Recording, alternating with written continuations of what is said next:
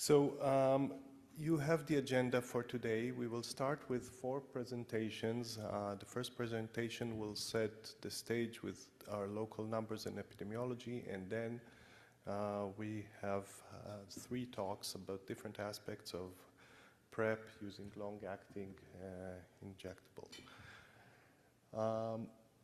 I would like to thank the organizing committee and people who are not here today but that participated in our organizing committee, Dr. Mackenzie and Zanel, Dr. Alex Sharp, who's here, Dr. Laurie Ireland here, and Mayara Bastos, and the team from CPD with Karen and Sarah. Sarah is here. And we would like to thank the sponsors of this, that made this happen. Gilead and Viv that provided an unrestricted grant to support bringing world-class experts to this meeting. This is a partnership between All Together for Ideas, the National Collaborating Center for Infectious Diseases, the Women Hub, CAR, and Katie. The information provided in these sessions will be recorded and will be available to review after this event. So if you want to revisit the talks or you have colleagues that were not able to attend and you want to encourage them to view those, that is fantastic.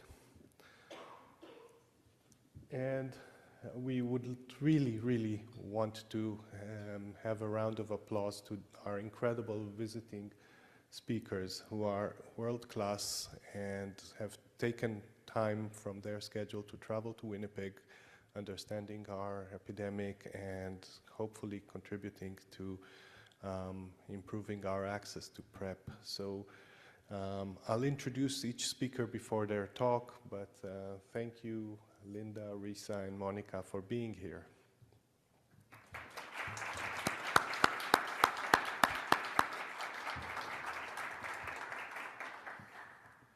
Okay, the first talk is Dr. Zulma Rueda. So Dr. Rueda received her MD and PhD from University of Antioquia in Medellin, Colombia.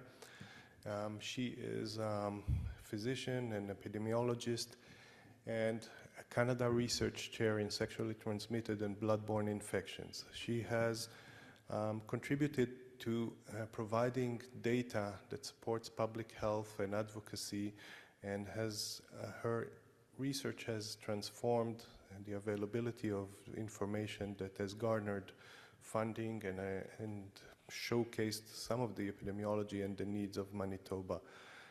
She leads the All Together for Ideas and has been successful in advocating for funding and support for programs, but also for research that informs public health decision making. So help me welcome Dr. Rueda.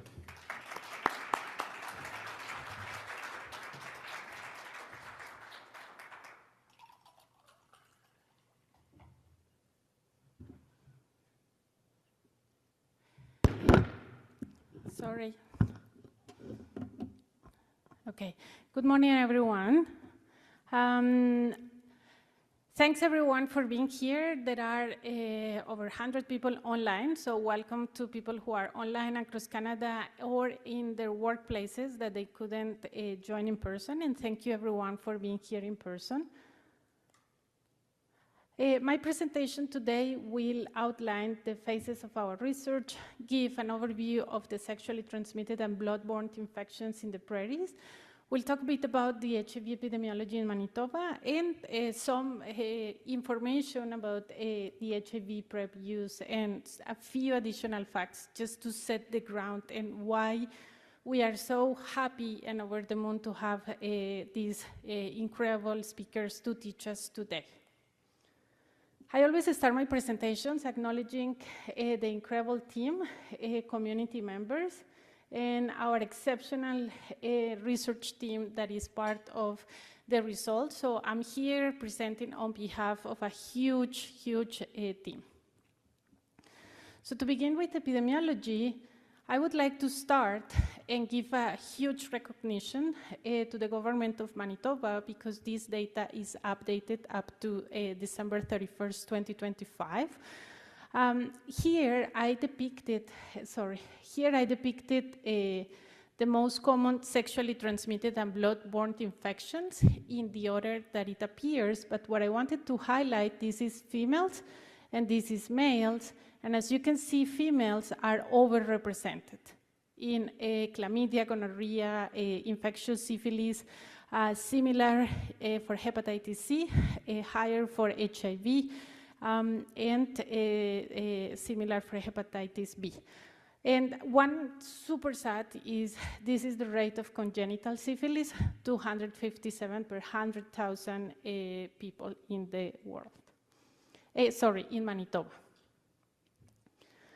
And going specifically to HIV in Manitoba, so here we have the rates per 100,000, so it's new HIV diagnosis per 100,000. And this is since the first recorded case in Canada until 2022, this picture. And as you can see here, this is Canada. The main peak in Canada was in the 80s, and over time it decreased. But what I want to show you is that Manitoba is the only province in Canada that unfortunately does not meet the 95-95-95 UNAIDS goal. So 95% of people know their HIV status, 95% of them, of those who are HIV positive receive antiretroviral, and among those who receive antiretroviral, 95% achieve undetectable viral load. Manitoba is the only province in Canada that doesn't meet any of those.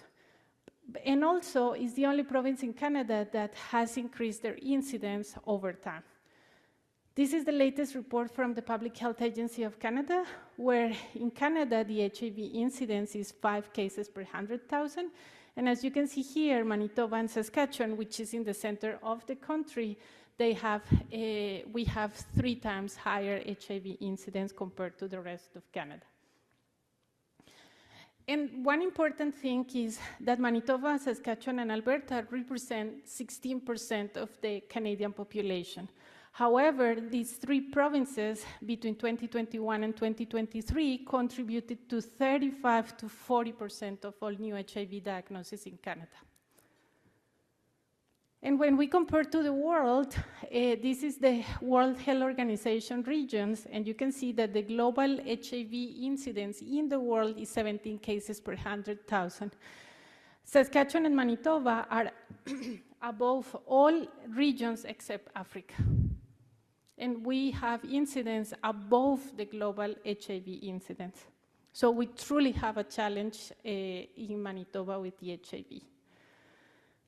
One important thing is that the HIV in Manitoba is different to the rest of Canada. So this depicts Canada, and this depicts Manitoba. While in Canada, the higher proportion of people affected or reported among the new HIV diagnoses are males. In our province is 50-50, 50% females, 50% males. While in Canada, it is reported that the main mode of HIV acquisition is gay, bisexual, and men who have sex with men. In our province, they represent only 14%. Our main mode of HIV acquisition is heterosexual sex and injection drug use. As you can see here, females are overrepresented in all those numbers. And one of the most unacceptable facts is that while in Canada, 41% of females and 13% of males self-identify as Indigenous. In our province, unfortunately, Indigenous peoples, mainly First Nations, are overrepresented in these numbers. And one thing to highlight is we collected data by gender. And one of the things is that our epidemiology is mostly cis men, cis women. But people, this is part of our research. And here, what I want to depict is that people are experiencing multiple structural social barriers, co-infections, and comorbidities. All of these are people newly diagnosed with HIV between 2018 and 2021. The upper part are the numbers of females, the lower part is the number of males. And as you can see here, females newly diagnosed with HIV, 43% of them were houseless, and close to 30% of males were houseless. One important thing is many people find their first access point to healthcare in prison. They were first diagnosed in prison, so this is an access for STBBI opportunity, but also represents a barrier for transitional housing. Another important finding is that many people have multiple comorbidities, co-infections, and any other condition. But among them, I want to highlight two. The first one is prior sexually transmitted infections before the HIV diagnosis. So 64% of females and 44% of males had at least one sexually transmitted and blood-borne infection before the HIV diagnosis. So we could have prevented HIV acquisition if these persons would have been offered HIV pre-exposure prophylaxis. The other thing that I wanted to highlight is that people report substance use. A high proportion of people report substance use, and among them, 85% of females and 75% of males reported 2 or more substances. The most common are stimulants and opioids. And among these, the drug of choice is crystal methamphetamine, 76% of females and 51% of males. This is extremely critical because we do not have a treatment replacement therapy for crystal methamphetamine. And when we talk about the 95-95 goals of having 95% of people started on antiretroviral treatment and 95% of those achieving undetectable viral load, what we find is overall around 80% of people start antiretroviral treatment, so we have a gap of 15% to achieve.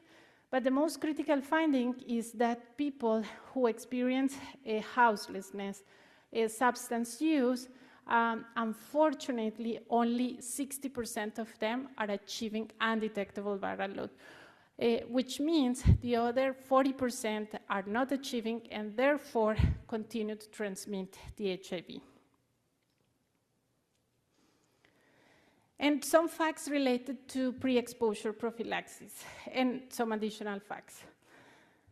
This study was published in 2025. It's led by the Public Health Agency of Canada, and they calculated the HIV PrEP to need ratio by province, which basically is the number of HIV PrEP users to the number of people newly diagnosed with HIV in the same year.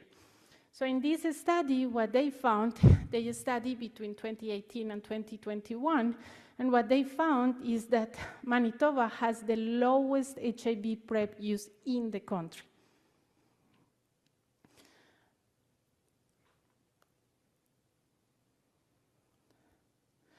But one of the most important findings is that women are intentionally neglected, forgotten, and left behind. That's the reason of this event today, as well as people who inject drugs. As you can see here, 98% of PrEP users in Canada were males. 98%.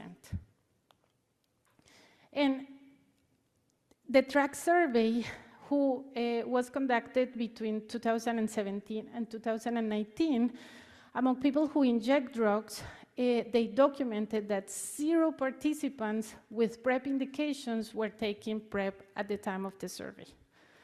So this is the reason of this event today. We cannot continue tolerating that women and people who inject drugs do not receive or are offered PrEP. We can prevent HIV. The other finding that I wanted to highlight, I downloaded all the data from 2011 and 2025. There were over 100,000 substance use related incidents, And here, what I depicted is, this is the map for females, and this is the map for males. This is official data from the Winnipeg, from the Fire and Paramedic Service Department. And what I want to show you is that, look, the red line is crystal methamphetamine, and the orange line is opioids. And what I want to show you is that since 2014, Manitoba has seen a sharp increase in the injection in crystal methamphetamine use, as well as in males. But the current substance is opioids. Opioids started to increase dramatically since 2019. What we have seen is that many people have overdose or have substance use-related incidents that require paramedic attention because of the combination of crystal methamphetamine and opioids. And the last piece that I wanted to show is, this is the census of Winnipeg from 2015, 18, 2021, 2022, and 2024. And the message is, over 10-year trend period between 2015 and 2024, the number of people who are houseless in Winnipeg has increased over time. All of these endemics are increasing the incidence of HIV and sexually transmitted and blood-borne infection rates, where people are experiencing multiple intersecting conditions. So the panel A is females, the panel B is males. These are people newly diagnosed with HIV, and as you can see here, 82% of females and 62% of males are experiencing at least one or more intersecting conditions in addition to the new HIV diagnosis. So to give you an example, 23% of females not only are newly diagnosed with HIV, they are experiencing at the same time houselessness, injection drug use, and mental health conditions. All of these conditions are increasing the risk of HIV and sexually transmitted infections in our province. So the take-home message for this presentation is, we have the best testing tools, the best prevention treatment, the best HIV treatment in the history. Yet, Manitoba reports the highest rates of HIV. This is unacceptable for a high-income country. Women, people who inject drugs, and houselessness are the most affected in this epidemiology. Women and people who inject drugs are not benefiting from HIV pre-exposure prophylaxis in Manitoba. And I welcome to enjoy and learn from our top-notch world experts, which I'm dying to listen to their presentations and learn from them. Thank you.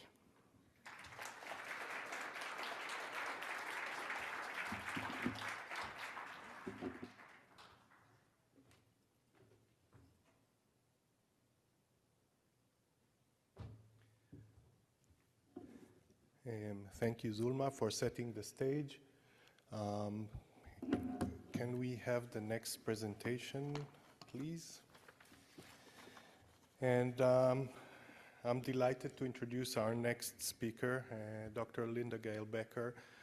He's the Chief Executive Officer of the Desmond Tutu Health Foundation and Director of the Desmond Tutu HIV Center at the Institute of Infectious Diseases and Molecular Medicine at the University of Cape Town, South Africa.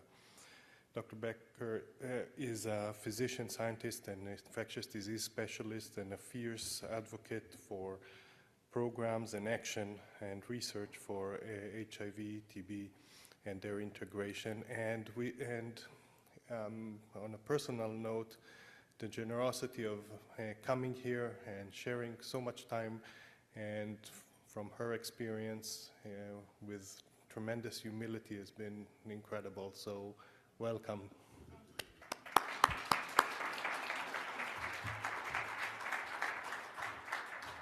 Well, I just want to say, going right back at you, thank you to Zulma and Yoav, Zoe, others, members of CAR, who've just been incredibly welcoming, and it's been a real privilege to be here, and also eye-opening on all sorts of levels. So thank you, Zulma, for that I think, quite distressing presentation that for somebody who does come from a third world country, it just, you know, there's a lot that feels very similar, I just wanted to say. So I'm going to launch straight into this. I've got 45 minutes to get through a lot of slides, mostly about lenacapavir. I will introduce a little bit of cabotegravir simply because on the implementation science side, we've had more experience recently with cabotegravir, but hopefully we'll just try and bring you all up to speed. Len in the real world is very new. People in America are already, you know, seeing it in the real world. Some countries in Africa. South Africa is holding on for their supply, which hopefully will be coming soon. But we've started some implementation science, and so I'll share some of that experience. Of course, for those of you who may not know that, but I think everybody in this room will, that PrEP, importantly, unlike PEP, is for people who don't live with HIV prior to exposure, hopefully prior to exposure, so as to prevent acquisition. And the exciting thing is now we actually have a number of drug targets that can be used for pre-exposure prophylaxis.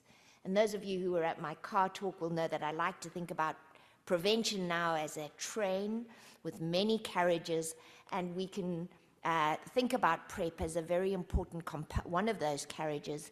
And now we have this also choice within the pre-exposure prophylaxis, everything from very short acting, namely the 211 or event exposed oral, all the way through, and we'll end with lenacapavir, and excitingly also the promise of a monthly pill and annual PrEP in the pipeline.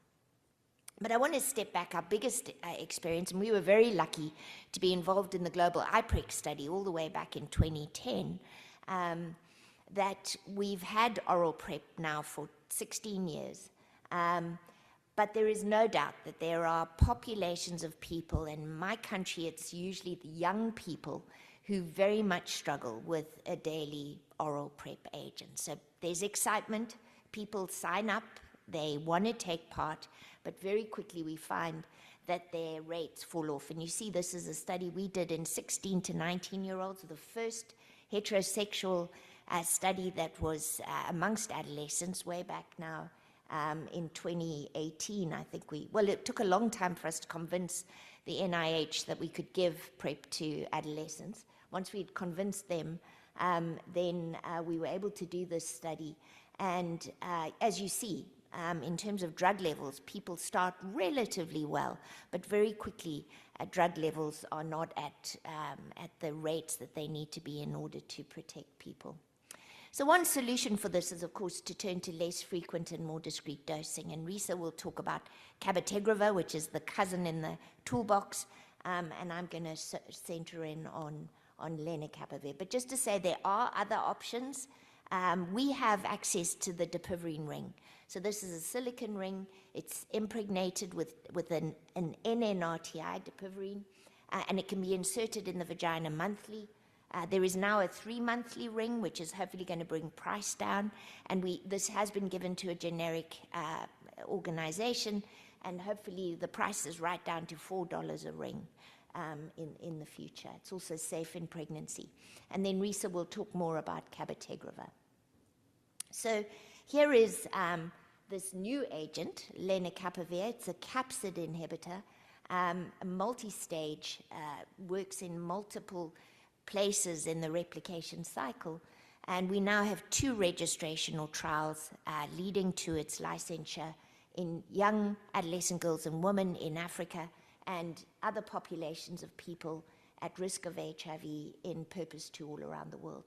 So here is it focuses in on the capsid, which, as you can see, sits in the middle of the virus. Extraordinary structure. When you listen to Wes Sundquist, who's the person who discovered the druggable target on the capsid, he describes the capsid as the most, amazing organ. But here you see that lenacapavir actually works in multiple different places in the replication cycle, which gives it a unique mode of action.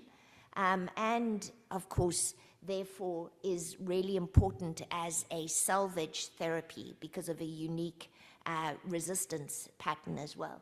So Monica's going to pick up on treatment, but I did want to point out that lenacapavir was first introduced to us as a treatment, a therapeutic.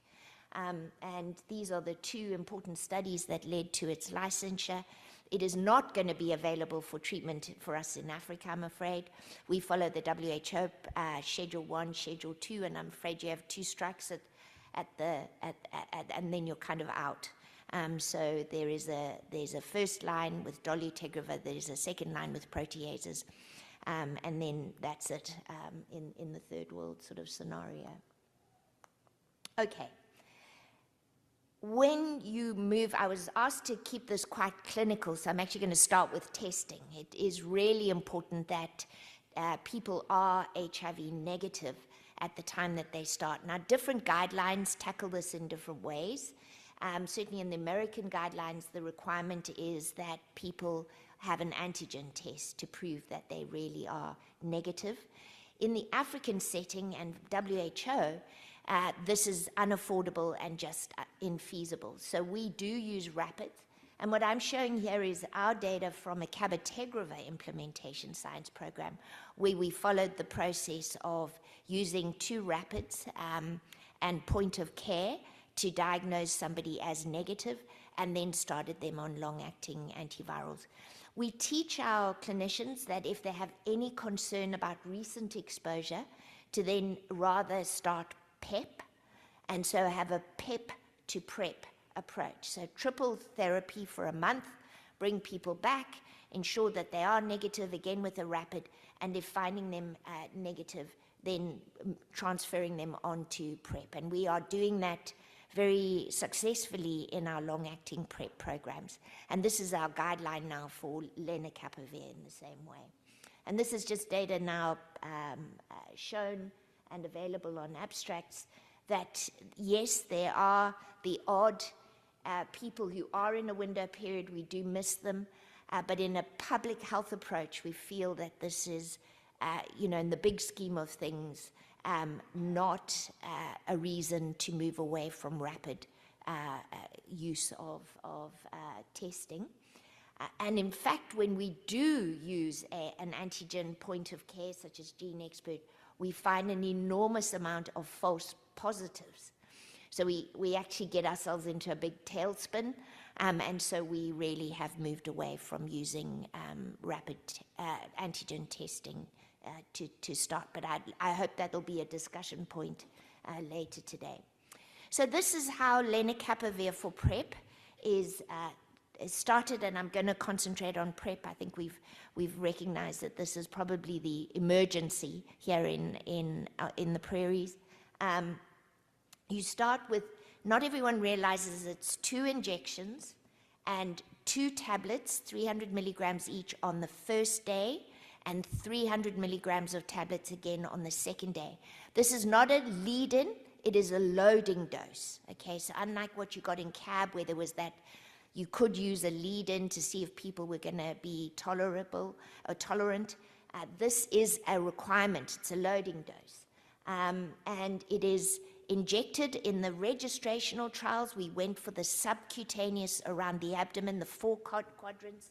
So you sort of went 1, 2, 3, 4 over 2 over a year. We are now advocating that you can use the arm, you can use the thigh, or you can use the lower back into the buttocks. It is subcutaneous, and it is it's a painful injection. It creates a nodule. You're pushing quite a lot of volume into a small space. You make a depot, and then the drug elutes from that depot over the next 6 months. All 4 pills cannot be taken on day 1. The pill is a brick. It does not absorb well. So if you eat all the pills on day 1, you lose the benefit of half of the dose. So you have to do half the dose and then half the loading dose the next day, and then you're good to go.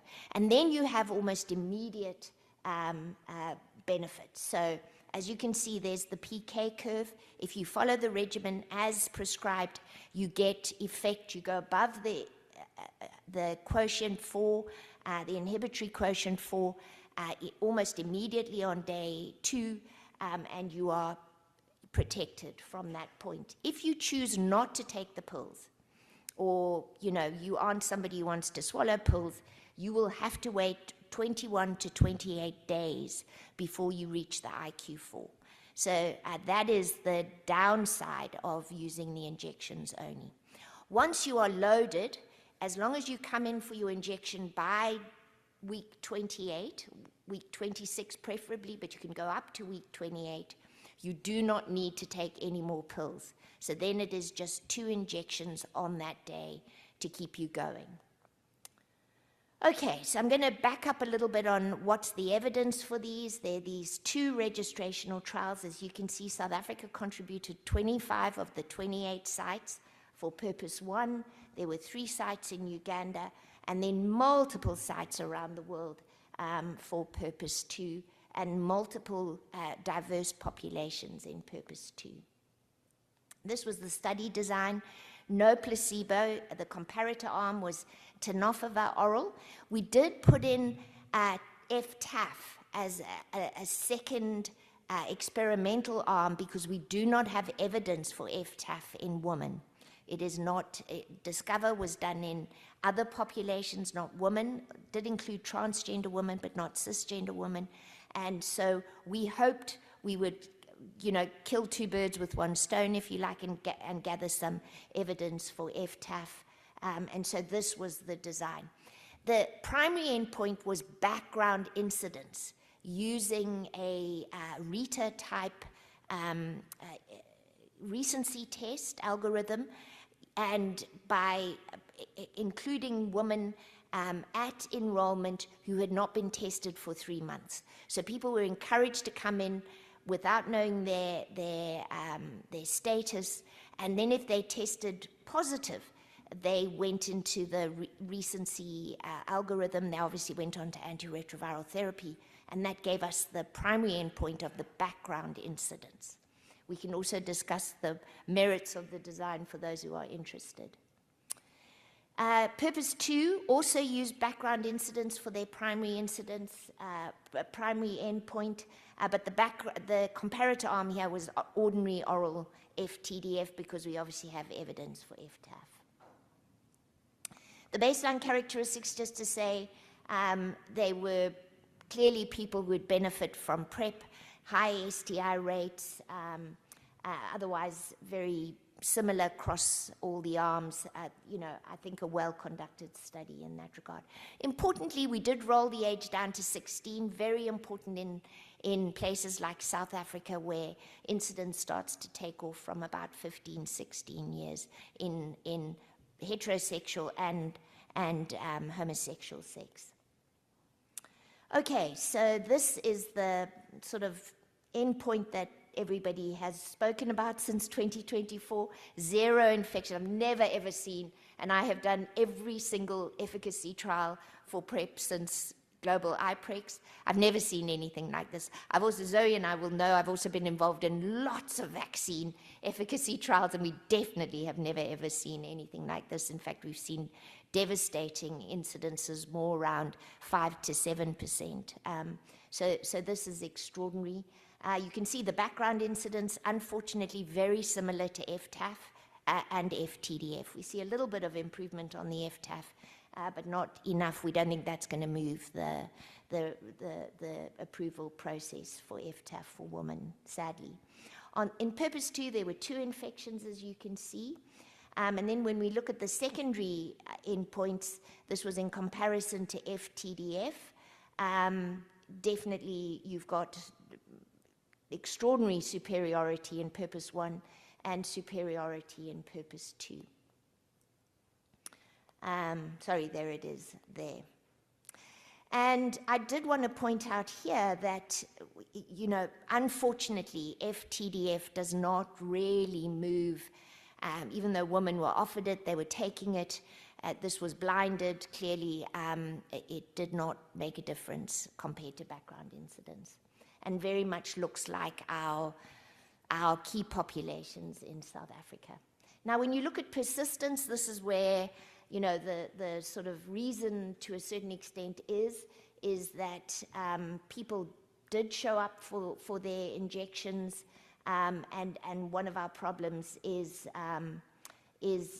oral FTAF or FTDF does not have this kind of persistence. And this is an endpoint that people are sort of looking for implementation science now. And then the reason for all of this, it's not that oral PrEP doesn't work, but again, this pattern of falling off of adherence over time, both in the FTAF arm and the FTDF arm in these young women. Enthusiasm for prevention, but really struggling. And when you look at individual infections, the pattern is the same as I've seen in many, many oral PrEP experiments over the last 10 years. When we did look at people who were using FTAF, effectively, we actually do see some benefits. Again, it's not that these drugs don't work in women, they do, but they have to be taken regularly. On the other hand, we do see better adherence to PrEP in LGBTQI people in particular. So definitely an improved pattern, not quite so stark difference between the use of oral PrEP and injectable PrEP in Purpose 2 than what we saw in Purpose 1. Oh, sorry, and I've now repeated that study twice. Okay, what about tolerability? The most important thing is the injection site reaction, so congratulations to everyone who noted that during the Slido. It is an injection, it's a needle, you're pushing quite a large volume into a small tissue space, and it's painful. So this is not for needle-phobic people, unfortunately. So you always have to still have your oral PrEP option, and I'll come back to options in a moment. Otherwise, really very clean. Less of the GIT, issues that we see with oral PrEP. All of those, of course, settle down in time, but a little bit of headache. It's an antiviral agent, but otherwise very clean indeed. And here's the problem. So this has been much talked about, these nodules, the pain, the swelling, and in some cases the redness. This is self-report data from the users on Purpose 1 and Purpose 2. It does seem to get better. So there seems to be either some kind of getting used to it or just getting over it, but definitely the self-report reduces over time. There were some people who had quite severe injection sites. In one of my sites, in fact, somebody developed an ulcer. We think this was early injection use and not good technique. So people do need to know it's subcutaneous. There is training that needs to go into making sure. We as doctors are rubbish at giving injections, in my opinion. I don't know if people in North America, we're very nurse-led in Africa. And nurses are much better at giving injections, in my opinion. And we have had to retrain nurses even because their go-to is intramuscular. So we've had to be sure that people know how to give subcutaneous. And there's an example of nodules. The thinner you are, the more the nodules show, unfortunately. So there's no doubt, we did Purpose 1 and Purpose 2 in a number of my sites. Skinny men who love to wear, midriffs, transgender women, that we definitely, there was pushback about the nodules, some anxiety. We very rarely saw nodules in our nice, buxom young women. We just, they have much more subcutaneous, and you could feel them, but you rarely saw them, and it really was less of a problem for young women and girls. So I'm going to go through a little bit again now. What else can you do if you can't get to your injection? You can take a weekly Len pill to bridge. So this is, again, modeling data, PK modeling data done by Gilead, just to be clear, to show that you can do a weekly 300 milligram tablet to bridge if you can't get your injection. When you can get back to your injection, you stop a week later, get your injection, and you're good to go.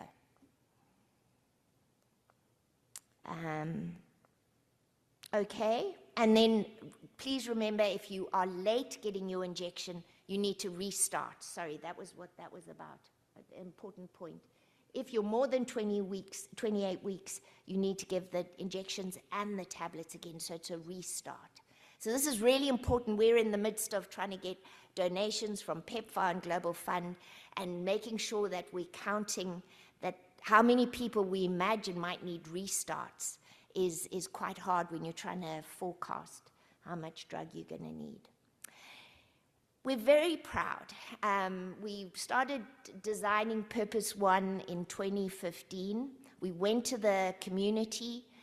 Of course, the world was starting to say we have to be able to offer these PrEP agents to pregnant people. We knew our Purpose 1 was going to be in 16 to 25-year-olds, very tight eligibility age. And those people get pregnant. They're in the reproductive, highlight of their lives. And so we managed to get our ethics committees and our regulators, including the FDA, to agree that we could enroll women not pregnant, but if they wished to be pregnant, they didn't have to contracept. So this is a huge breakthrough. We're very proud of this. It's the first trial where people were, if they wanted to be pregnant, they were welcomed. What we did was we reconsented them at the time that they became pregnant, and they could decide based on that whether they wanted to continue in a blinded phase as part of the trial. And the overwhelming majority agreed that they would continue. So we have data in 500 pregnant people. I've just submitted a publication of finishing the outcomes of those 500 women. And it does mean it's licensed today in cisgender women who have sex with men and anybody who wants to be pregnant. Just to say that this did take quite a lot of community consultation and ethical work, etc., to get there. It wasn't a romp in the park, but we did get there, and I think it's really important that it sets a new baseline for how we should do these trials in the future. And really, outcomes have been, just to say that the populations were very similar in each of the arms, and when we look at the outcomes, oh yes, we had no infections in the pregnant people, of course, and when we look at the outcomes, they really are very normal and similar. We did have some congenital abnormalities. We've looked at those in great detail, and we are confident that nothing is in any way drug-related.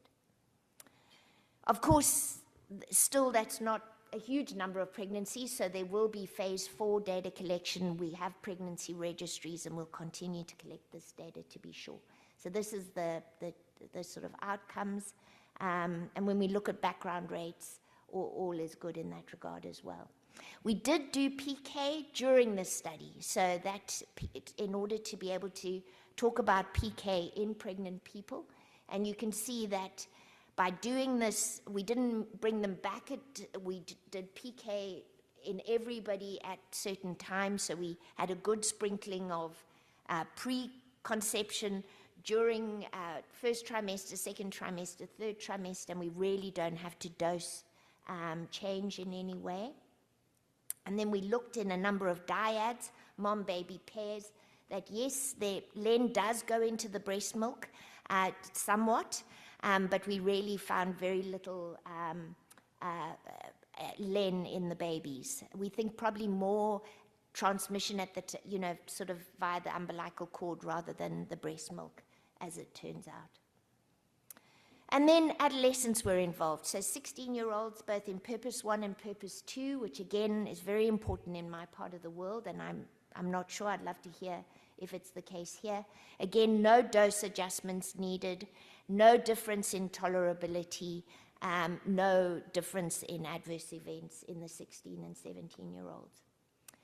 Let's move a little bit to DDIs. So, of course, the cytochrome P450 system is important for metabolism of lenacapavir, and CYP3A is important. So just to remind you how CYP3A fits into all of that. Len is a substrate of CYP3A, but also moderately inhibits CYP3A. So you've got a slight complexity when it comes to DDIs. So you do have to know where you've got strong inducers of CYP3A, you have to be aware. And for us, in our part of the world, it's rifampicin. Many, many people have tuberculosis. Here it may be anticonvulsants. You do need to be aware of that. And then, so let me move to that quickly. Thinking about rifampin or rifabutin, which is not as strong, it's a moderate inducer. We've modeled, and we are doing the real world experiment now to make sure this is the case. But in modeling, it seems that by giving an additional dose of initiation dose of len with the pills, you can overcome starting rifampin. Now, you can't go rifampicin, start len. You have to be on len and then add the rifampicin. And if you do that, and here's what the modeling looks like, the day you start rifampicin, you have to, this is the day you start the rifampicin, you have to give another dose of injection. If it's midway, again, you give another initiation dose. And if it's towards the end, so it doesn't matter where you are in the 6-month cycle, you give 2 injections and 4 pills to start it all again. So that with rifabutin, which is less of an inducer, you just have to give an injection at the time that you start the rifabutin. So slightly different. Now, what about other things that are substrates of CYP3A, where len is a moderate inhibitor? And here you might think about the statins or the PD5 inhibitors such as Viagra. Certainly the PDE5 inhibitors such as Viagra, and here you see them, you really want to start low and increase to effect. And with the statins, no dose adjustment is needed with those. With other statins, you want to start low and adjust to effect. So, in other words, you can use it, but be aware of the drug-drug interactions because of the P450. So I think that's probably the most important thing when you're thinking about starting someone, is a history of their comorbidities. I'll come back to fentanyl, which is the other concern, in a moment. So I just want to say that for women, almost 100% of the women who, when we moved to the open label, chose to go on to the injectable. So these are young women. They're very aware that taking a daily pill is a challenge for them. And so given the chance, because they weren't randomized to the len arm, given the chance to move, almost 100% of them did. There were 2 breakthrough infections in the len arm in Purpose 2. I already said none in Purpose 1. This is what they looked like. They were, in the first one, a transgender woman who also engaged in transactional sex. And the second one, a gay man who, at the time of enrollment, had rectal chlamydia. Their pharmacokinetics were normal. So it really does look like a breakthrough, 2 breakthrough infections. 2 additional infections have happened post the initial end of the randomized phase. One of them, again, the pecan woman, was within the normal dose, or above the IQ4. One was somebody who had stopped len for quite a few months. All 3, where the dose, the levels were above the IQ4, developed resistance to capsid, so the N74D. So we do see in people who have genuine breakthrough infection, we do see the development of resistance mutations. Okay, there is a growing portfolio, just so you all know. There's a number of studies, Purpose 3, 4, and 5. 3 is amongst women in the USA, so perhaps similar to what you're hoping you could expose. So watch those data. They should be coming out soon, Croy, I would think. Purpose 4 is in people who use and inject drugs. Sunil Solomon is leading that in the US. And then Purpose 5 is different kinds of populations in the UK and Europe. And then there's a slew of implementation science programs coming. I'm very excited this week to hear that the Canadian Trials Network is also getting on board with implementation science. And I think this is going to be so important for us to learn about effectiveness of LEN as PrEP. This is the purpose 4. I thought it was relevant to this group to know that this study is unfolding. The end point is, again, persistence, but they're looking at PK and they're looking at drug-drug interactions, which I think is going to be really important. So you see the primary, the secondary, adherence, acceptability, all important endpoints for this population of substance-using people. Now, fentanyl comes up a lot as to, is there a drug-drug interaction? And my only information here, we'll get information out of Sunil's study. It's quite small, but they really are asking the question around fentanyl. Is speaking to the Gilead people. And what they have said to me is fentanyl is not completely metabolized within the P450 system. Most of it is redistribution, actually. So when you look at that graph at the top, it's only a small part that is metabolized by CYP. So they are, and this may be pharma speak, so, you know, I'm just putting it out there, but what they're saying is they're not expecting any kind of dose alteration with fentanyl. But I'll be very interested to hear what Risa and Monica also think about that. But that is Gilead's overall position at the moment. So I think we really do know that LEN is useful in a variety of different populations. People who use and inject drugs, there's obviously some nice data coming, and I think that's going to be very important in time. We are doing one of the implementation science programs, and we're very glad that we're on our way. We're looking at CAB versus LEN versus oral in a population of 3,700 young people of diverse risk exposures, and people will be allowed to choose which they prefer to use. We're on about 300 at the moment. I can tell you off the record that LEN is beating CAB, is way ahead of oral. So that is how it's looking at the moment. And it may be that LEN is the new shiny. It's had huge publicity in South Africa and Africa. 100% is called everybody's imagination.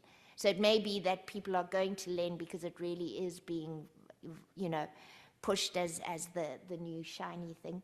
You can see we've got a number of endpoints, approaches, etc. We're bringing people back at 1 month. Our guideline, even though you get your shot and your dose at 0, we bring people back at month 1.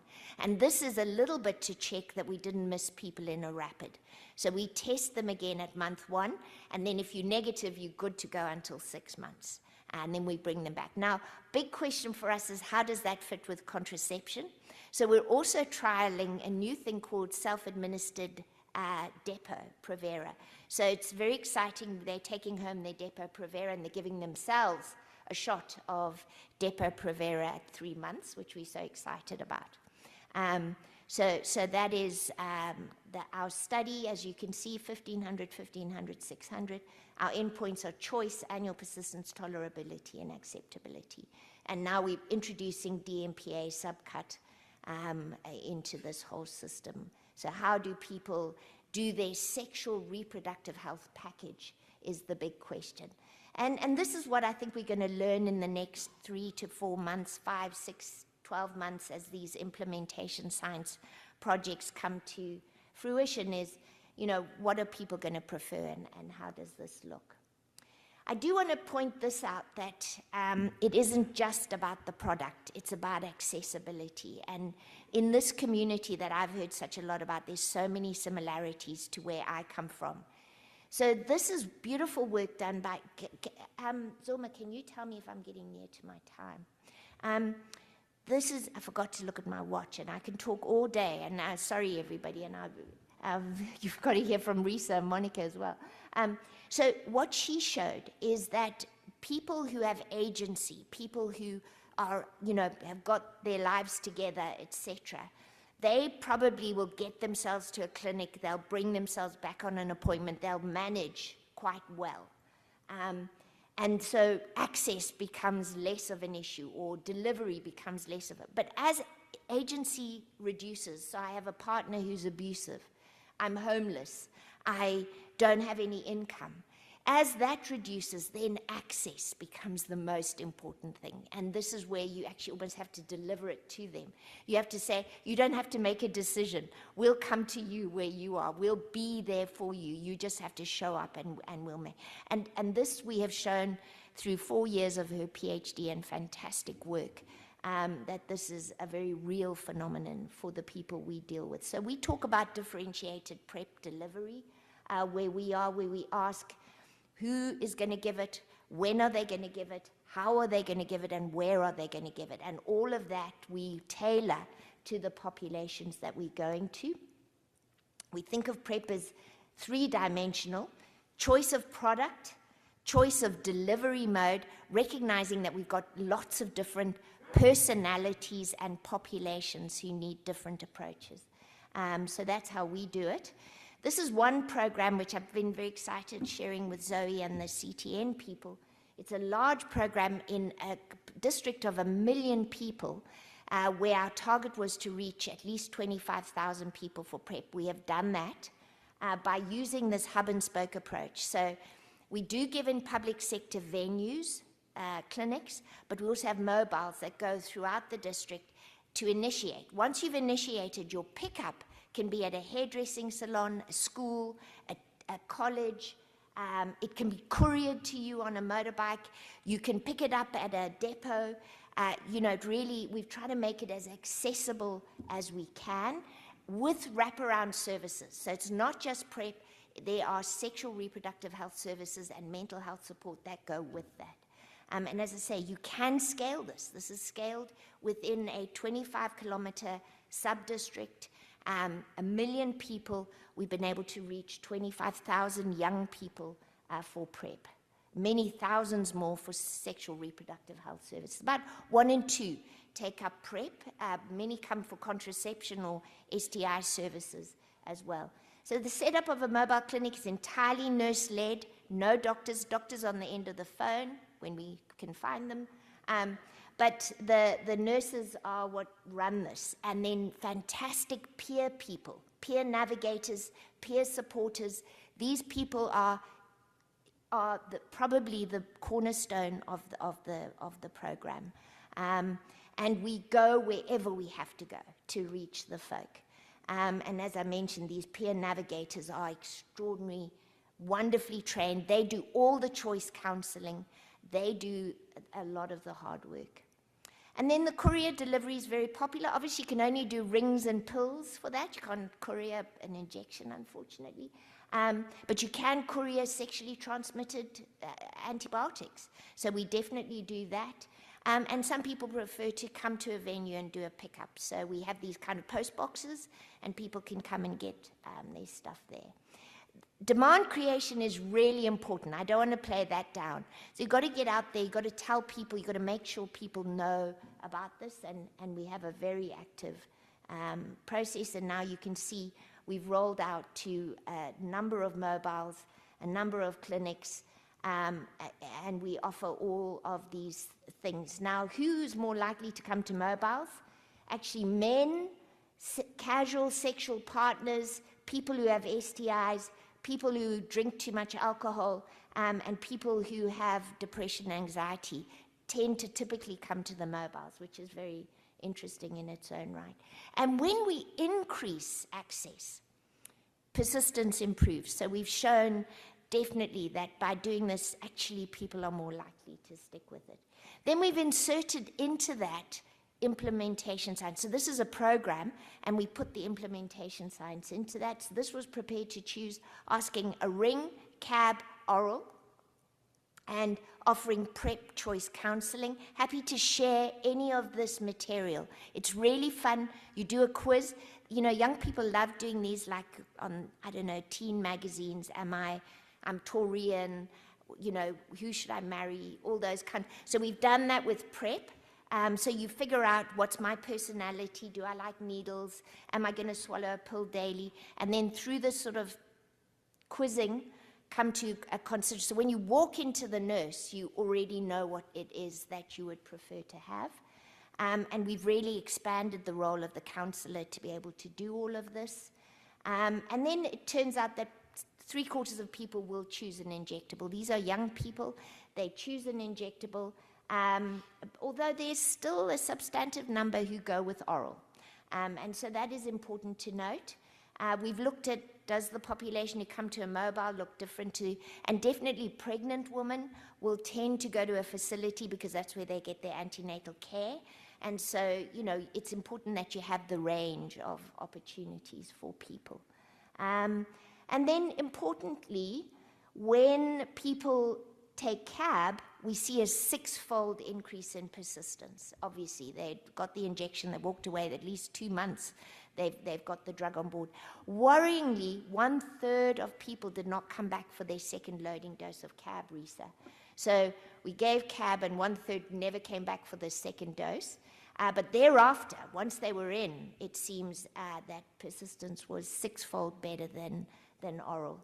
And I'm happy to share these slides with everyone. There are reasons why people didn't persist. Most of it was, you know, the clinic wasn't open at the right time. I couldn't get back. I didn't have transport. So these are the reasons you sometimes have to go to people. And then there are typical things of people who persist and reasons that don't. Most are structural. The reasons, definitely risk didn't come into it, preference didn't come into it. It was most often a structural reason that people didn't persist.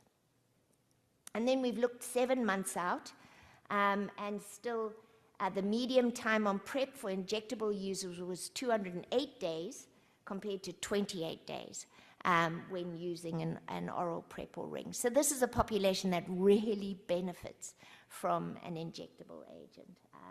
People do switch. So the oral users, who initially the late adopters, the laggards, they were like, no, I'm going to stay with oral. And then they see their friends, and then they switch. So you've also got to, don't think when someone's made a decision that's for life.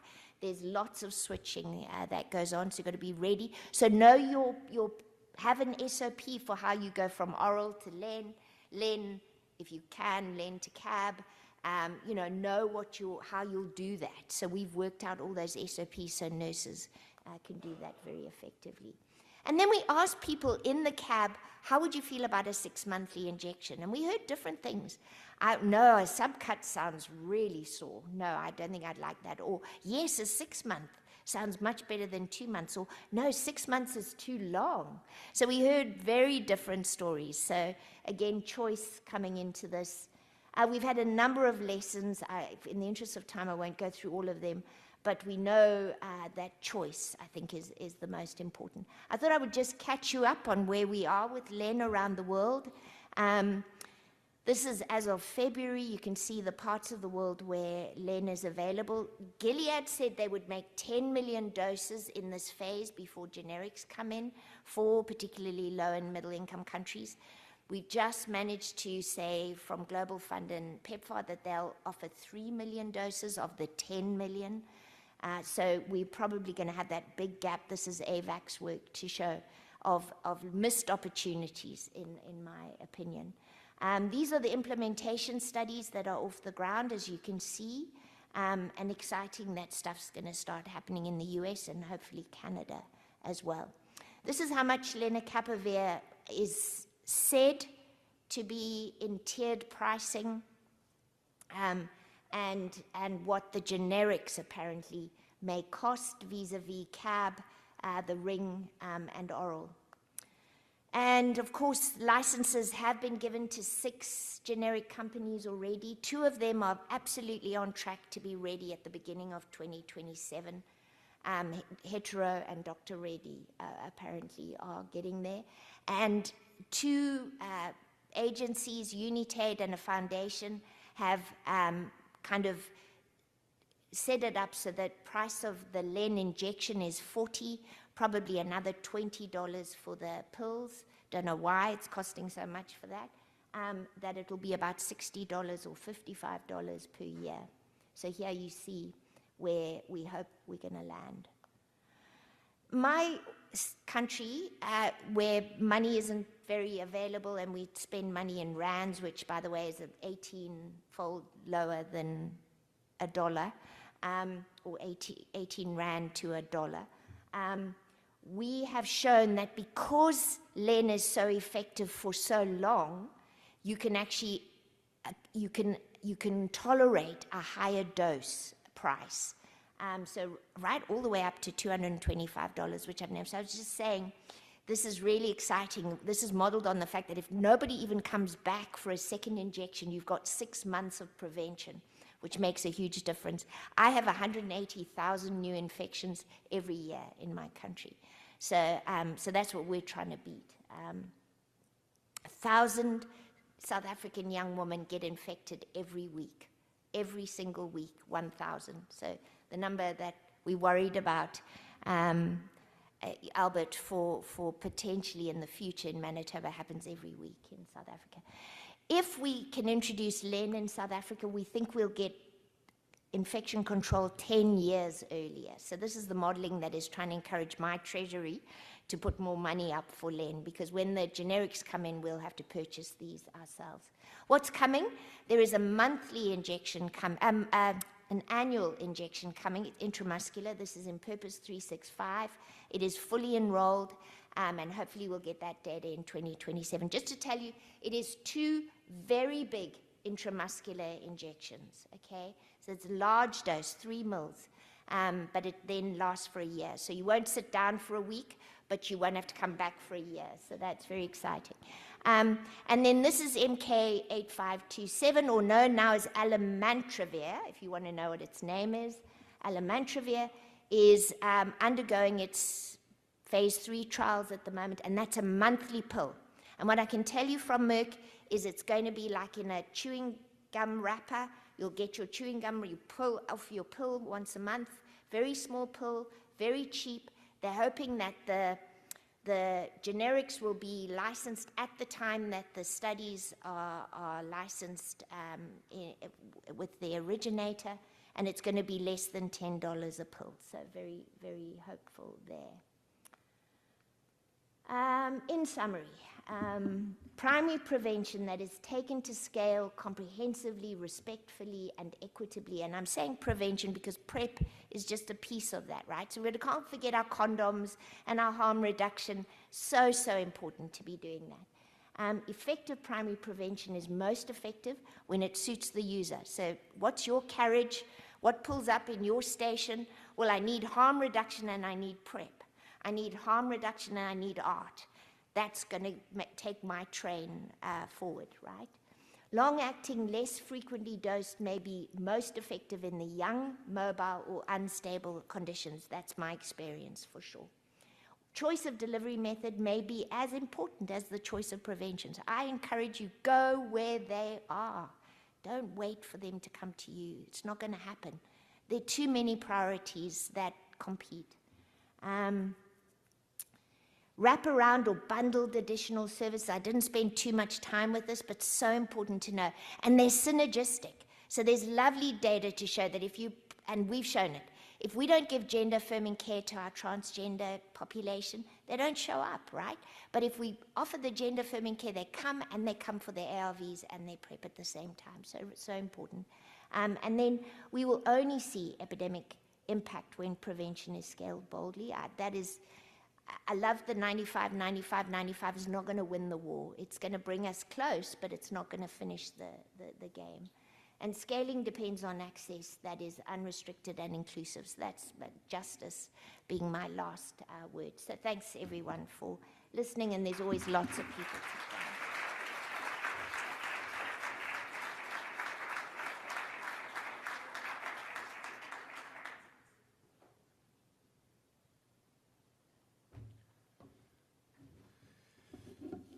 Wow, lots to digest. Thanks for this incredible talk, and and after the 3 speakers, we will have time for an interactive session where we can pose some questions and get three experts to delve deeply into areas that interest you, so you can fill some questions online.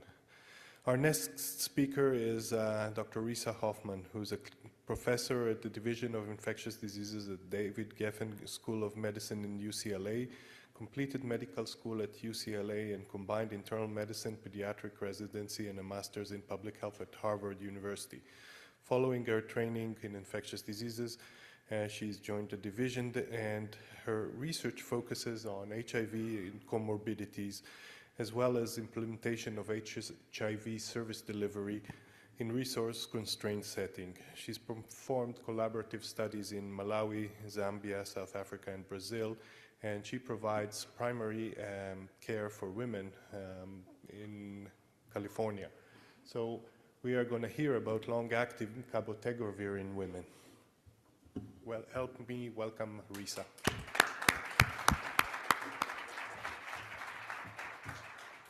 Hi, everyone, and thank you so much, Yoav and Zolma. You're such a warm welcome, and it's really incredible to be here and to learn about the context and the need. Very compelling, and I'm really happy to be part of this. Let's see, forward is there. Okay, so hopefully everyone can take a deep breath and reset, because that was an amazing tour de force talk, and it's always really hard to follow Linda Gale Becker up on stage, so I'll do my best. So I do disclose I have one of those inclusion grants that was referred to from Gilead on lenacapavir implementation in unhoused people in Los Angeles. So that's my main disclosure. So our learning objectives today really focused on clinically, how do you use cabotegravir, and considerations related to special populations, pregnancy, drug interactions, and managing potential for someone to acquire HIV, and what do you do next in that case. And then I'm going to talk about some of my experience in Los Angeles delivering cabotegravir for unhoused women. So by way of background, now you all get 100% on the question about this. So CAB is an integrase strand transfer inhibitor. I'm not going to say cabotegravir, I'm going to call it CAB from here on out because it's a tongue twister. So it prevents integration into the own cell's DNA, and it's incredibly effective. This really was transformative for both HIV treatment and prevention. So CAB is an INSTI. The dosing is shown here. So you give your first dose to someone, you bring them back 4 weeks later for the second dose, and then thereafter for the third and every dose, it's every 8 weeks.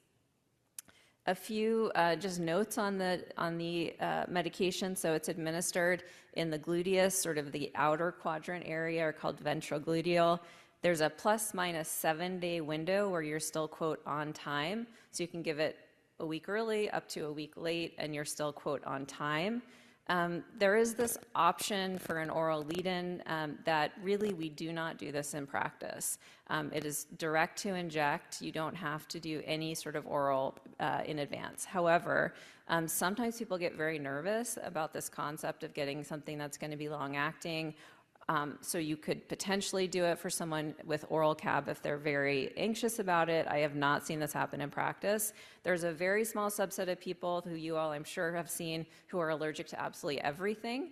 And that makes us all very nervous. And so if you have someone that has a very severe atopic history, you could consider the oral lead-in. But again, this drug has been really well tolerated, so it's not considered necessary.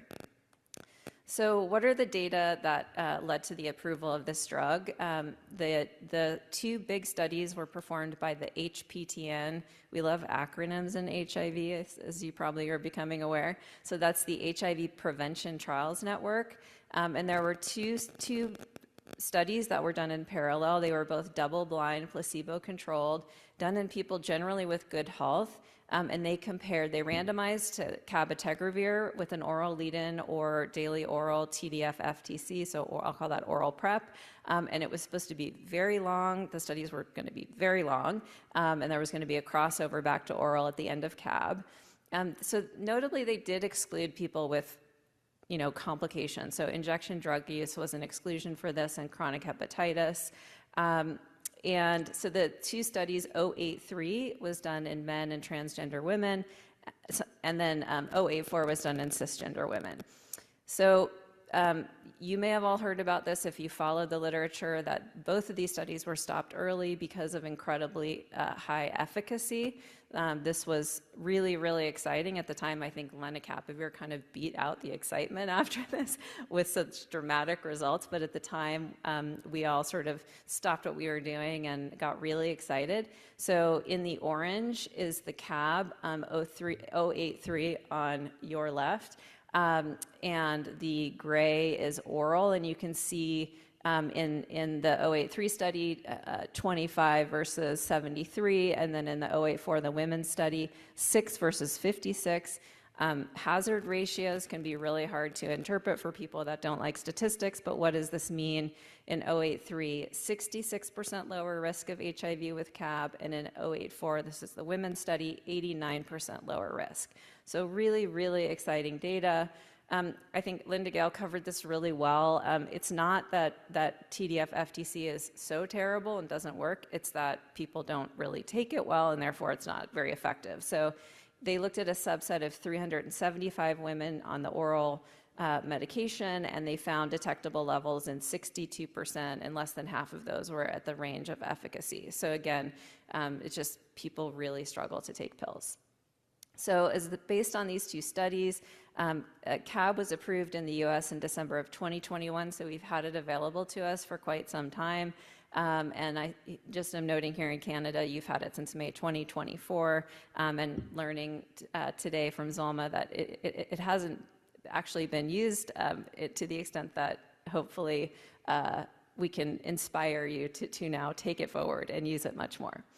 So I understand that many of you, and I did see from the survey, maybe have never done this before, and maybe even some of you maybe are not so interested in doing it, but interested in learning. But I always think if you're interested in learning, you must be interested in potentially doing. So I think this is just a really basic way to think about how do I even think about starting to offer PrEP. And I think it's not that different than trying to offer somebody a blood pressure medication or a diabetes medication. These are the steps we take. So PrEP and HIV prevention services really, hopefully, should not feel scary or different to you. Or I'm going to try to help you feel more comfortable. So, step one is do a clinical assessment. And I do think that's harder when you're talking about HIV risk because you have to ask hard questions. So these are the 5 Ps. This is one way the CDC suggests you could do that. You start to ask about partners and sexual practices, STI history, pregnancy intention. It sounds like you all may be seeing in practice a lot of people presenting with STIs. That is a great opportunity to say, hey, clearly you're getting exposed to things. Let me also tell you about HIV, and there are ways we can prevent HIV. So I think you might have a really good entree there to bring it up in an encounter where you're treating somebody who has an STI or concerned about that. Then once you make the clinical assessment, it's a shared decision-making process. And I think because here you're going to have oral and CAB and hopefully LEN as well. And so you potentially are going to have a conversation about choices, what's right for the person, and helping them think about whether they might be interested in PrEP and what the options are. Then you perform baseline testing, which we're going to talk about. You start and you monitor. So it's no different than a lot of what we all do in practice clinically all the time. So what about baseline testing for CAB? So here's an example. We'll just make it real. So this is a 26-year-old woman. She's presenting with 2 weeks of vaginal discharge. An exam is performed, STI testing is done, and you treat her empirically given the symptoms. And she reports a lot of risk factors for HIV, and she's recently had to engage in sex work for income, which she does intermittently. And you do shared decision making. And this is in my setting. Actually, we have LEN available. So we talk about all the options. And she's actually, word has gotten out. She's very thin, actually, and she's worried about LEN nodules. And so she's interested in trying CAB. So what baseline testing should be done prior to starting? So there's a bunch of options here. A couple rapid tests, lab-based 4th gen, viral load. Maybe you do a couple tests in combination, or it depends. And the answer is actually it does depend, and you heard from Linda Gale that your resource context is gonna have a big determination of what testing you're gonna do at baseline. So let's talk about Canada and what the Canadian guidelines say. So I had to go and do a deep dive into this, which was really great. So this is the general guideline for all PrEP, and so it's a 4th generation HIV antigen antibody, and that's a lab-based test. And so that is the baseline and follow-up testing that's mainly recommended. So what about HIV RNA or viral load testing? For your guidelines, it may be considered for people who are not yet taking PrEP. So this is at baseline, consider an HIV viral load. And then some testing once they start. And it's actually interesting, somewhat vague on which testing, but we'll talk more about that. This is what the guidelines in the US say. So at initiation, generally, it's recommended that we get a viral load in combination with a 4th gen antigen antibody test. And then for people on long-acting PrEP, usually the recommendation, I'm going to explain why this is a rapid test in combination with a lab-based 4th generation test. So I mean, it's always never good when someone says the answer is it depends, because that makes you crazy, because you just want to have like one thing to do. You want it to be an algorithm. And I think you can definitely create an algorithm for your context.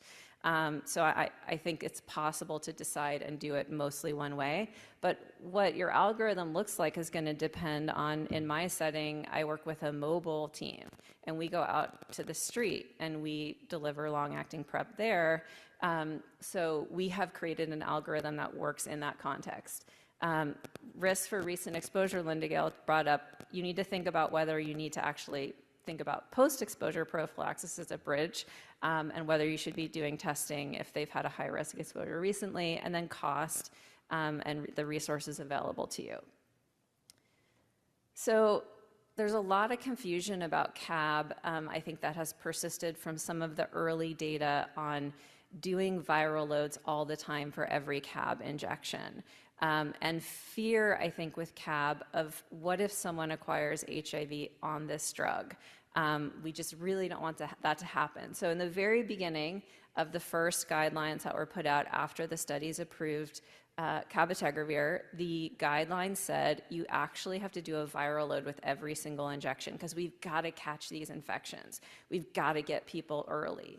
And so that's actually how we started implementing it in the US. And so we were doing the viral load with the 4th gen. But then some very interesting data came out, and this is a way too busy slide with too much on it. And for those of you who love and hate statistics, you want to remember your first course where they taught you about positive predictive value, which is really the rate of a false positive. So low positive predictive value means there's a high false positive rate. So if you focus on the very last line there, this is if somebody's been had an injection within the last 6 months, the positive predictive value of a viral load is terrible.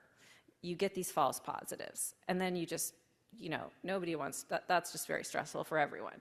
So that is the reason why this viral load in follow-up has been removed, because it gives you false positives, and it's completely not cost effective. And by the time you pick up these HIV infections, what we were trying to prevent in doing this was prevent the window in which resistance to integrase would happen. But we don't pick that up anyway. It's already too late by the time that happens. I'm timing myself so I don't talk for too long. So basically, if you look at the 2 lines above in red, you'll see the little rapid, the line that has 100% the whole way across. That is the combination of a rapid test and a lab-based 4th gen. And you see 100% positive predictive value. That's what we like to see. And it is on that basis that the IAS USA guidelines say that in follow-up, that what you want to do is combine those 2 tests ideally, and that's going to give you great positive predictive value. Now, I work also in Malawi, Africa. They use rapid testing for their CAB program, and that's completely reasonable.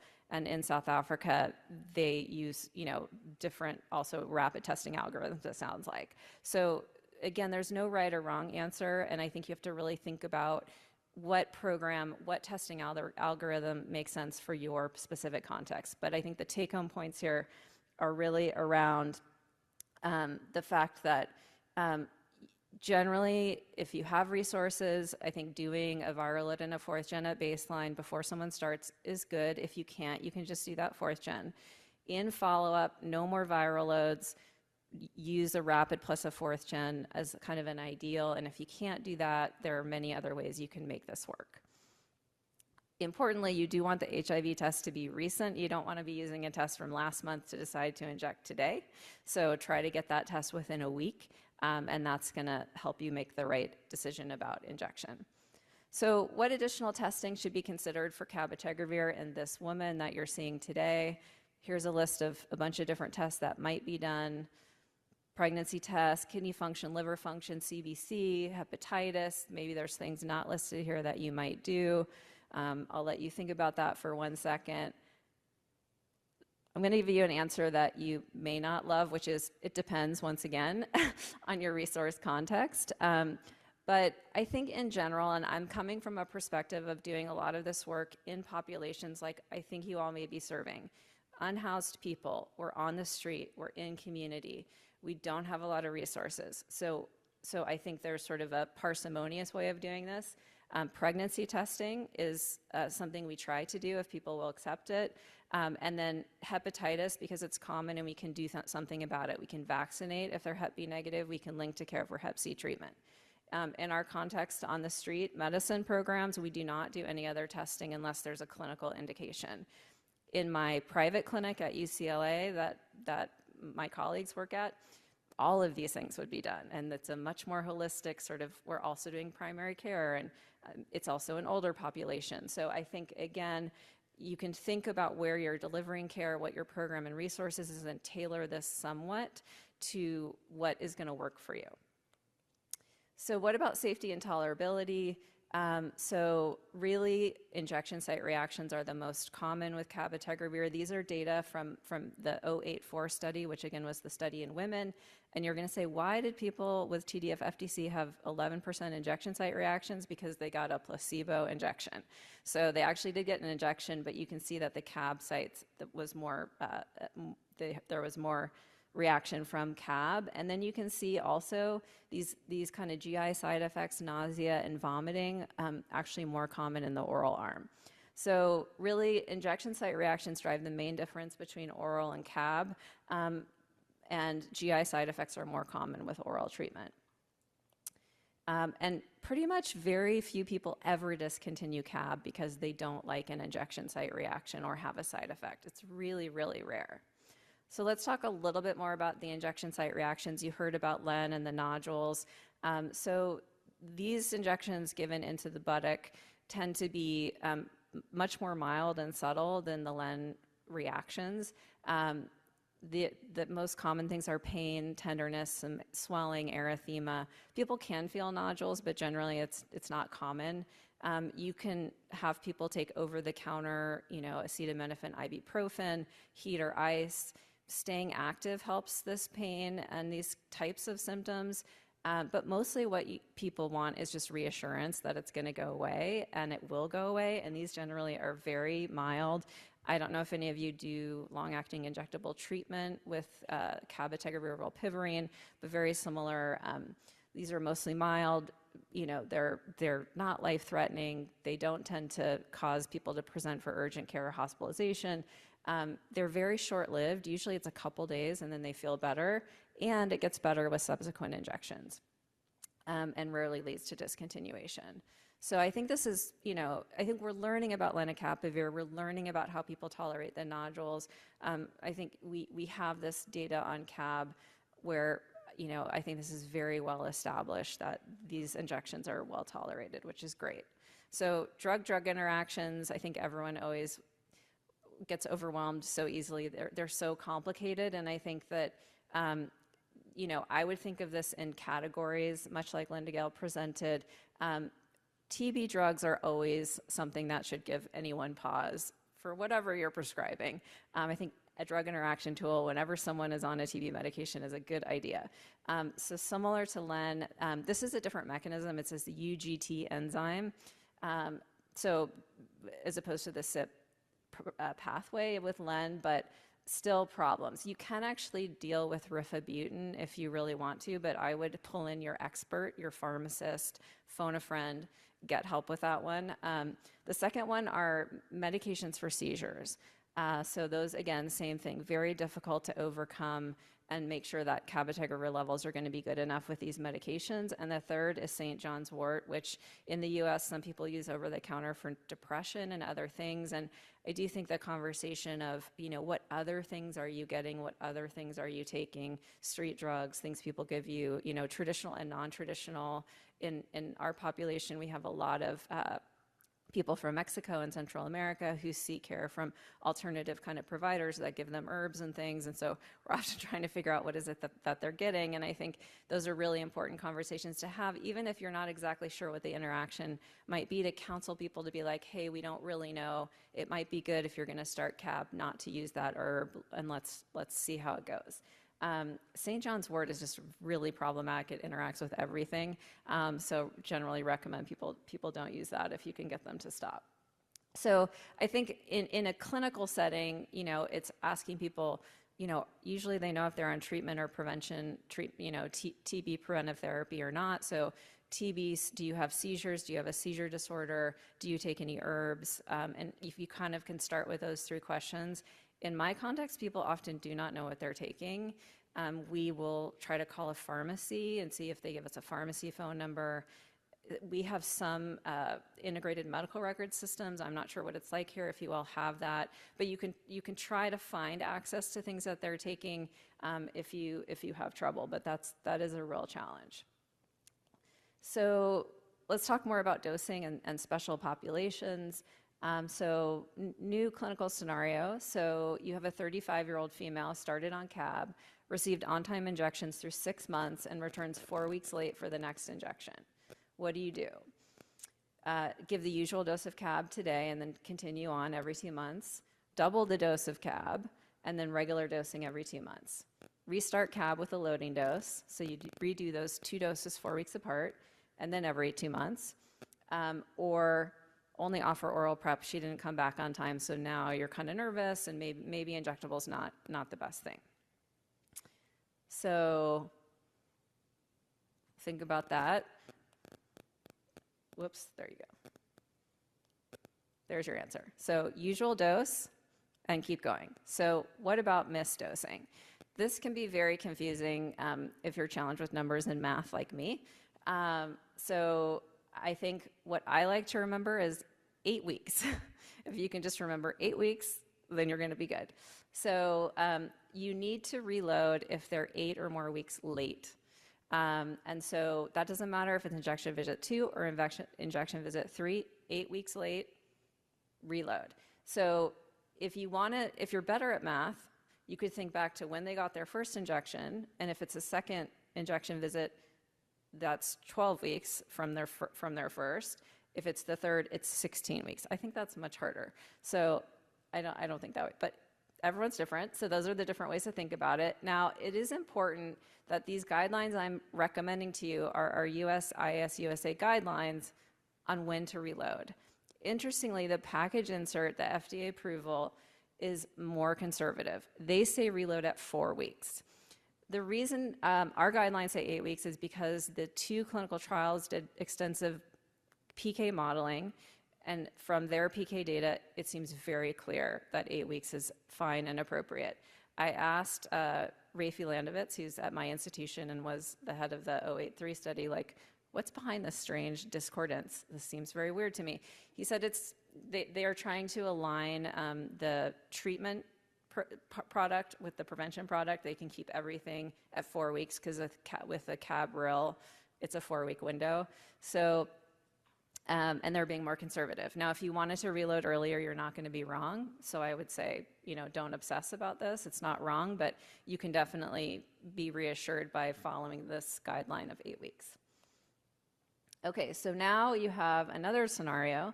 A 26-year-old woman who returns for her 4th injection of CAB. She's had really good experience with it, mild site pain for a few days, wants to keep going, but now she reports missing her last menstrual period over 4 weeks late, and a urine pregnancy test is positive. So what do you do next?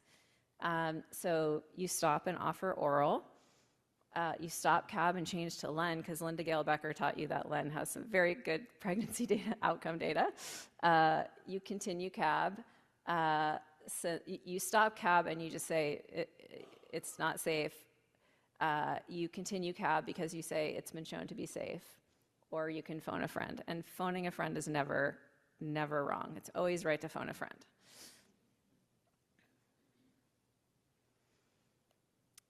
So I'm going to convince you that hopefully you could also feel comfortable about continuing CAB in pregnancy and breastfeeding. So when we think about whether a drug is safe in this situation, there's sort of 3 buckets that we really are worried about. So the first is adequate drug levels. Is this drug going to be high enough in concentration? We know volume of distribution increases in pregnancy, metabolism increases, and so many things that we give in pregnancy, the levels go down. So data from, again, the OH4 study in 50 women showed that the average trough concentration was adequate in all trimesters. So, and you might say 50 women, that's really small, but for PK studies, you don't actually need a whole lot of people. So that's a good sample size. The second thing we worry about is what are the pregnancy outcomes? Is there complication with the pregnancy, with delivery, with the infant? And so they have looked carefully and are still looking at the 084 data, but 433 pregnancies, which include 283 actively on CAB, 100 previously on CAB, and 50 that had no CAB exposure. And they looked at all 3 groups, and essentially the outcomes were similar. In particular, those on CAB compared to those not had similar outcomes. So reassuring data there. And the third thing we think about is that breast milk transfer, and is it safe for the baby? And so there was a long-acting CAB study in Botswana, and they looked at this question. So they looked at 27 women who breastfed through 5 months, and again, small sample, but you don't need a lot of people to be able to look at this very carefully. And they found low transfer of drug to breast milk and low relative infant dose of CAB exposure. So in general, I think the CAB data are really reassuring. The risk of vertical transmission if HIV is acquired during pregnancy or breastfeeding is huge. And so averting that event is critically important. I say shared decision-making is important, and really what this means is I, as a clinician, don't want to overemphasize, we have to talk about if this is safe in pregnancy. That's actually not usually how the conversation goes in my context. Usually the woman who's presenting, who's pregnant or thinks she is pregnant, is really worried about the baby now and is like, is this safe? What's going to happen? What should I do? And so it's much more around like, let me share the data with you around this, what we know, and encourage you to stay on this medication. And so, and this actually has happened. One of our clients a few weeks ago presented, who thought she was pregnant. She was supposed to start LEN that day, actually, and she did not want a pregnancy test, but she was pretty sure she was pregnant, and we went ahead and started LEN on her. So I think that, I think these data taken together are really, really reassuring that you can do these things, and you can encourage people and try to help them be comfortable, and it is a conversation. So which of the following is true about breakthrough HIV infection on CAB? So this is where someone gets HIV, while the medication's on board. It's similar to without CAB, so flu-like illness, high viral load. B, it tends to be more symptomatic, more severe symptoms for people who are on CAB when they get infection, high viral loads, worse clinical scenario. C, it tends to have minimal or no symptoms, and the HIV test can be negative. Or D, you have no idea. How many people for D? A few brave souls willing to pick D. Okay. So seroconversion tends to be minimal and have no symptoms, and this is one of sort of the challenges, or I think fears that we as clinicians have to acknowledge, our own fears that influence how we prescribe and offer. So Traditional HIV infection is an explosive event for most people. Not everyone, but they think they have the flu, swollen lymph nodes, sore throat, rashes, headaches. Usually goes undiagnosed, but every once in a while we see someone in the hospital, we test for this, we find it.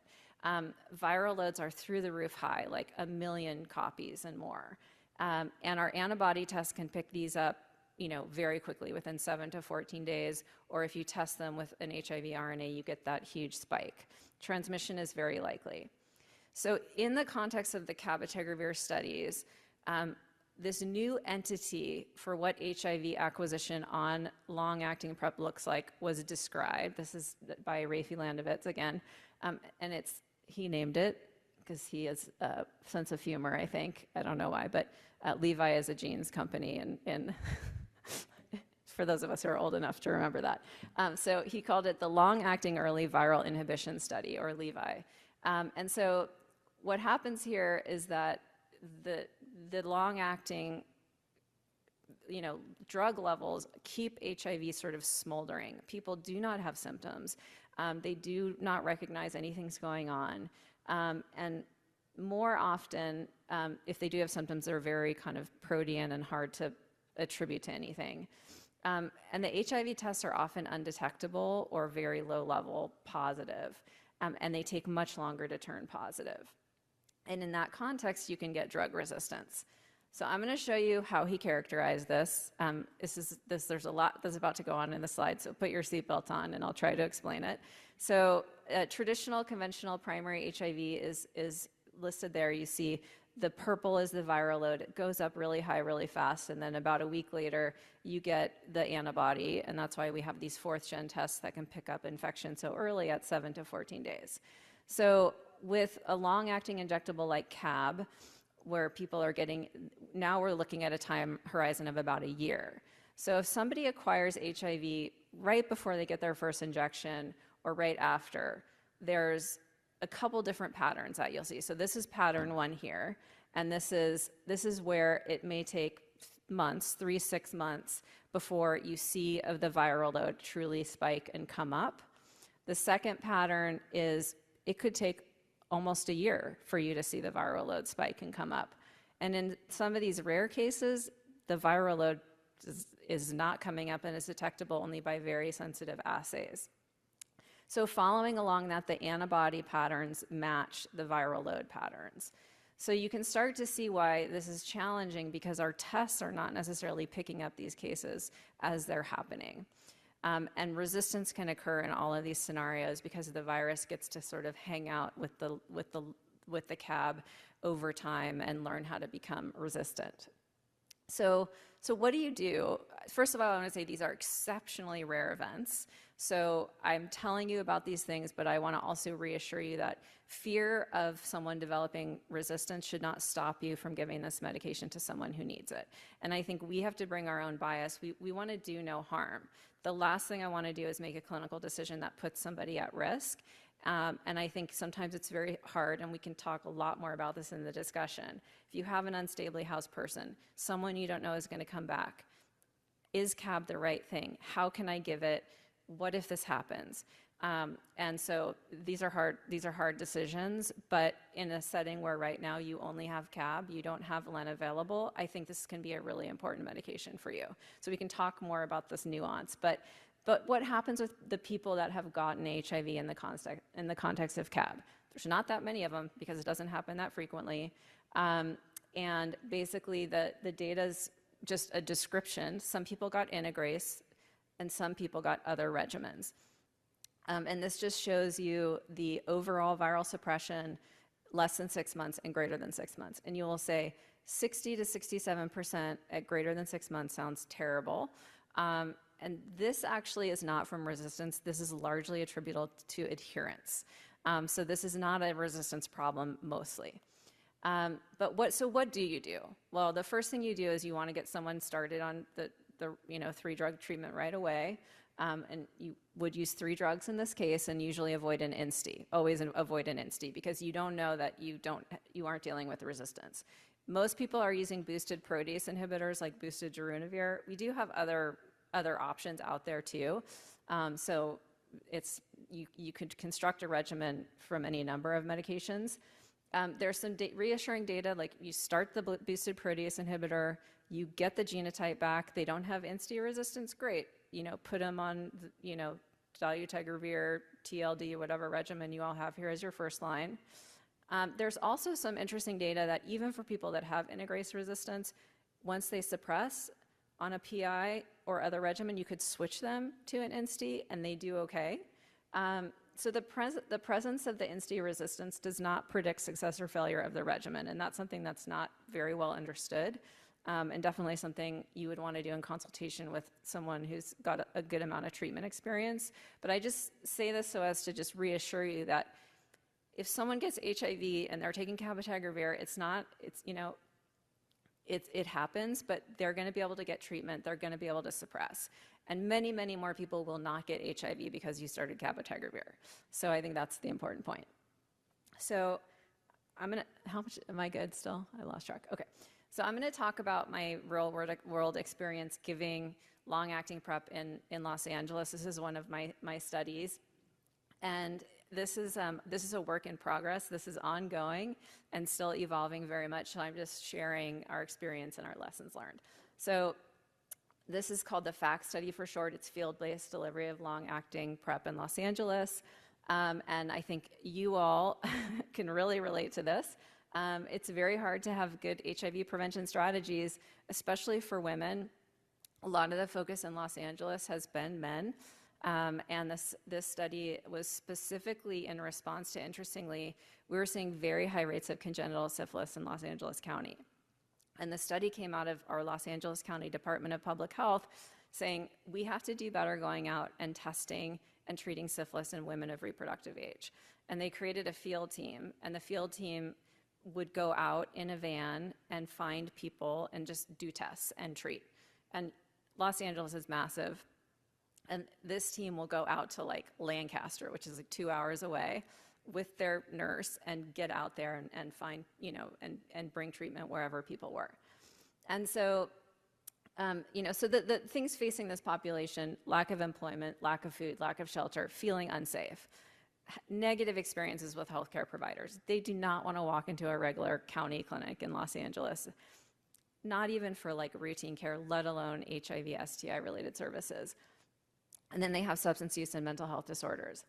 So long-acting PrEP obviously can help address many of these barriers, but not just long-acting PrEP, as Linda Gale mentioned, but meeting people where they are in community, which looks different in every context. In ours, it's very urban, obviously, but community organizations, shelters, encampments, harm reduction, places where we have showers for people that live on the street, all of these places. So this is basically the premise of the study. It's, quote, mobile delivery. And when we designed the study with LA County, you'll see the van that they thought they were going to have, a very beautiful van.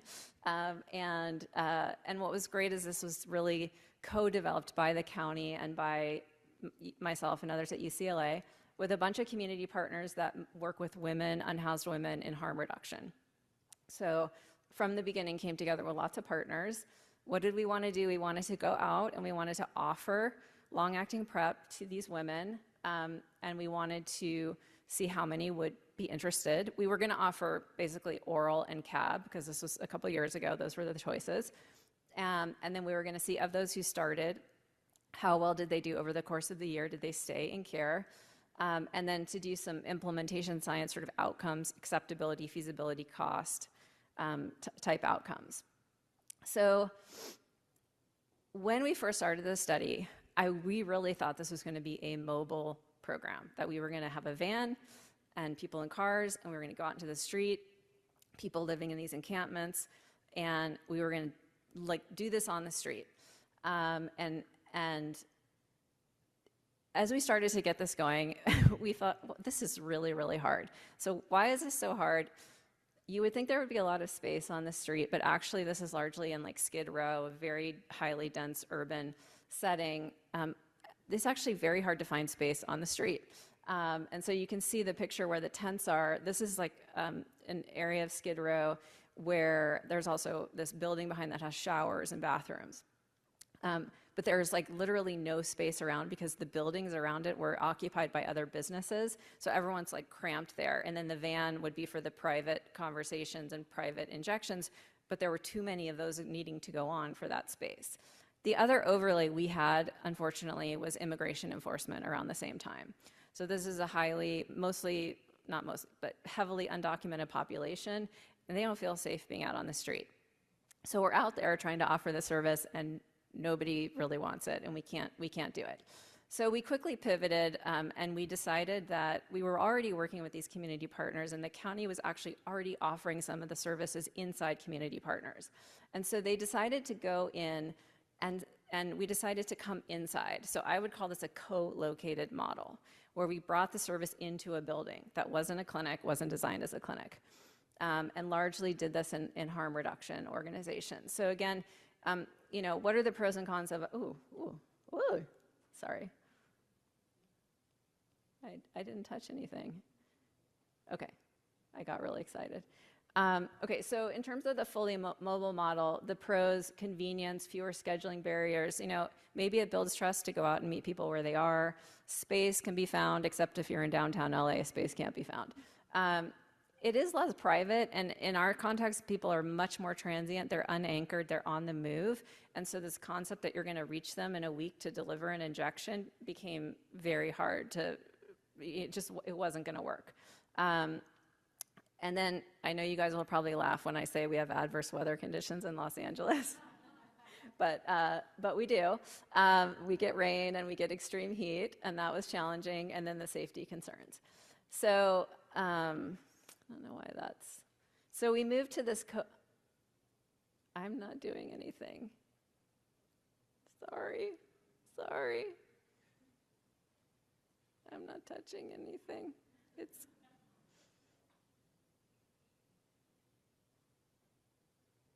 Should I forward? Okay, I'll try to go forward. You get, it's completely,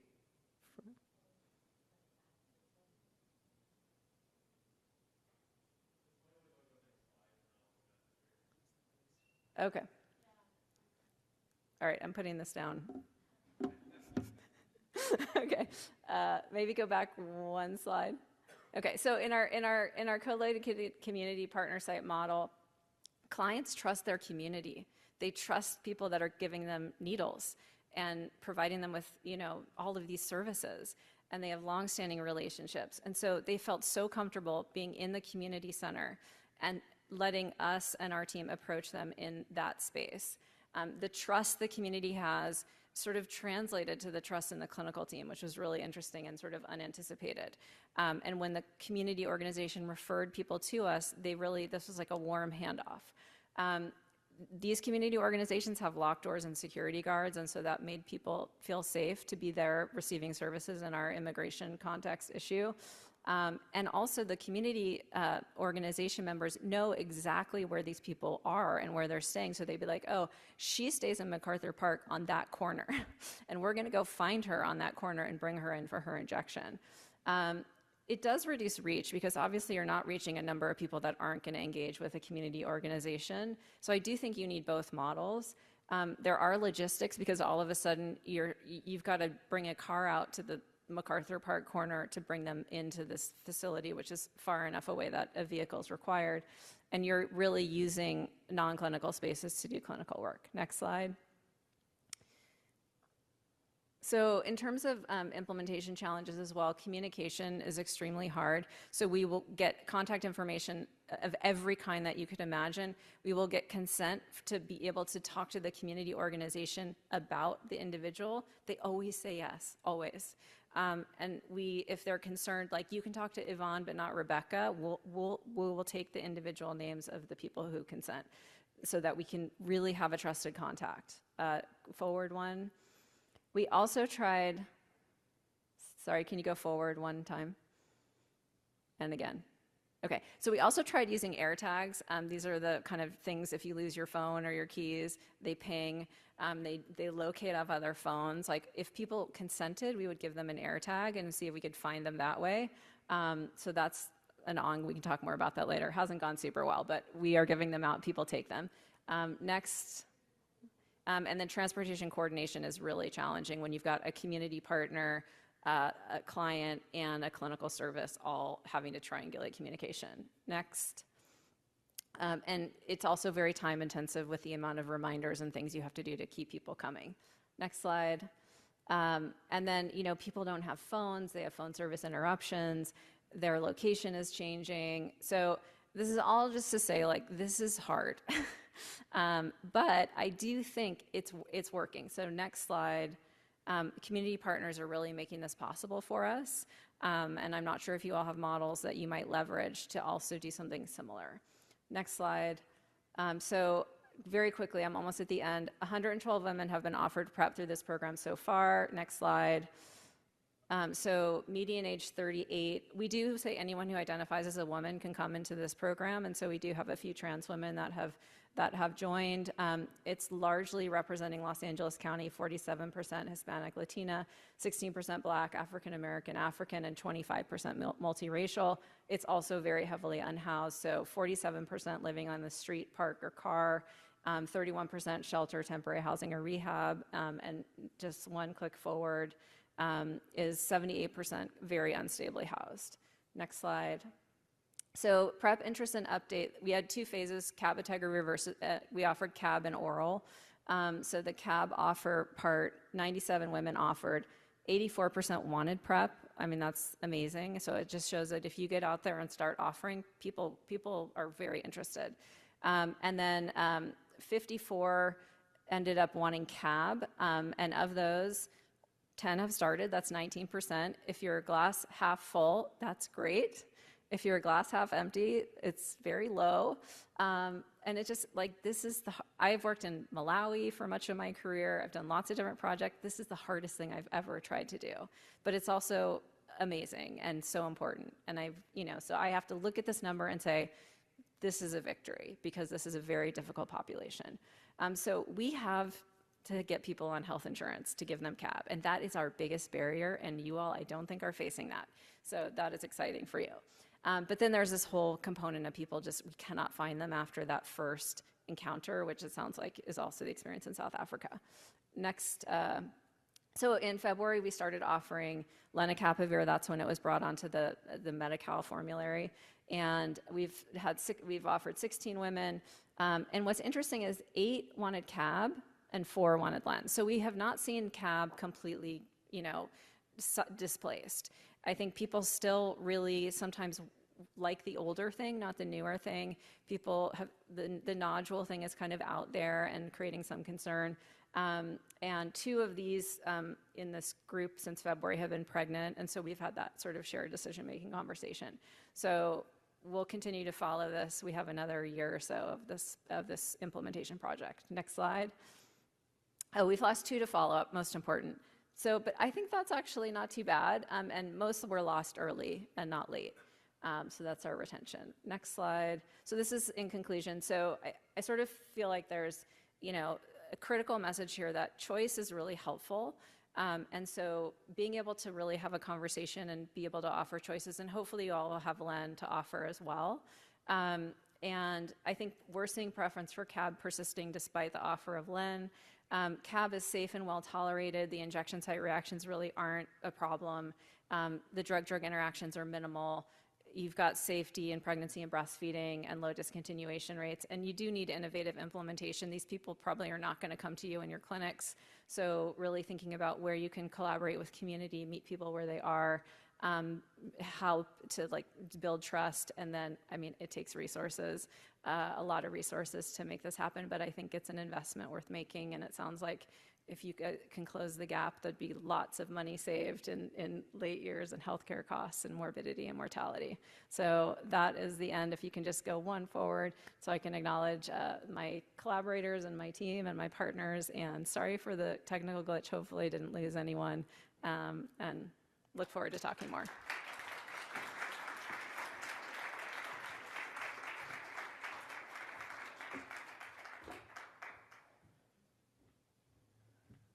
Thank you so much, Risa, for this wonderful talk, and lots of the context is super relevant and resonates with us. So at this point, we'll take a 15-minute break to stretch, meditate, and do anything else, refill your coffees. It's 10:22, so we'll be back at 10:37. So we can, basically the idea, I don't want to eat into our Q&A and conversation part after the talks. And after the break, we'll have Dr. Monica Gandhi.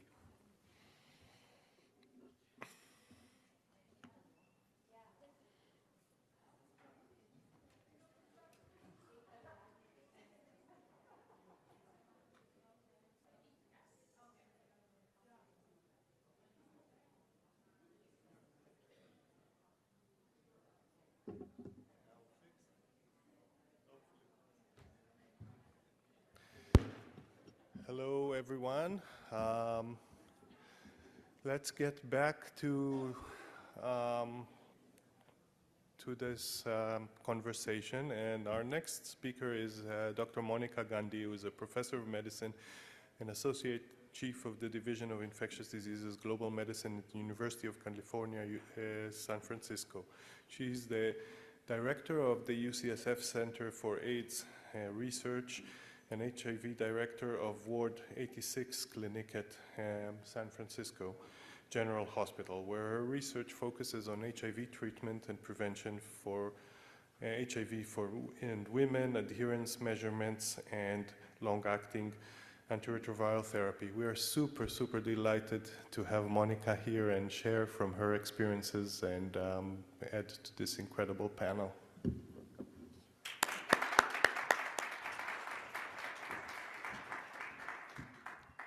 Well, thank you so much. I'm very excited to be here, and the need looks like it's great. So I'm going to talk actually a little bit about the current epidemiology of HIV worldwide and in the US, because you definitely know what's happening here in Manitoba.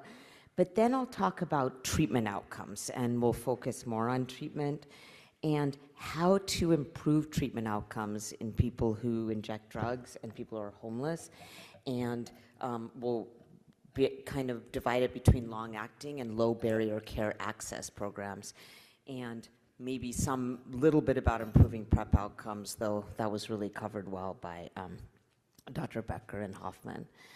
So, you know, just to remind us where we were even prior to the disastrous funding cuts of 2025, that even the UNAIDS statistics in 2024 did not show that we were where we thought we would be. 40.8 million people living with HIV worldwide, and 1.3 million new infections. That number was actually unchanged in the last every 2 years global UNAIDS reports.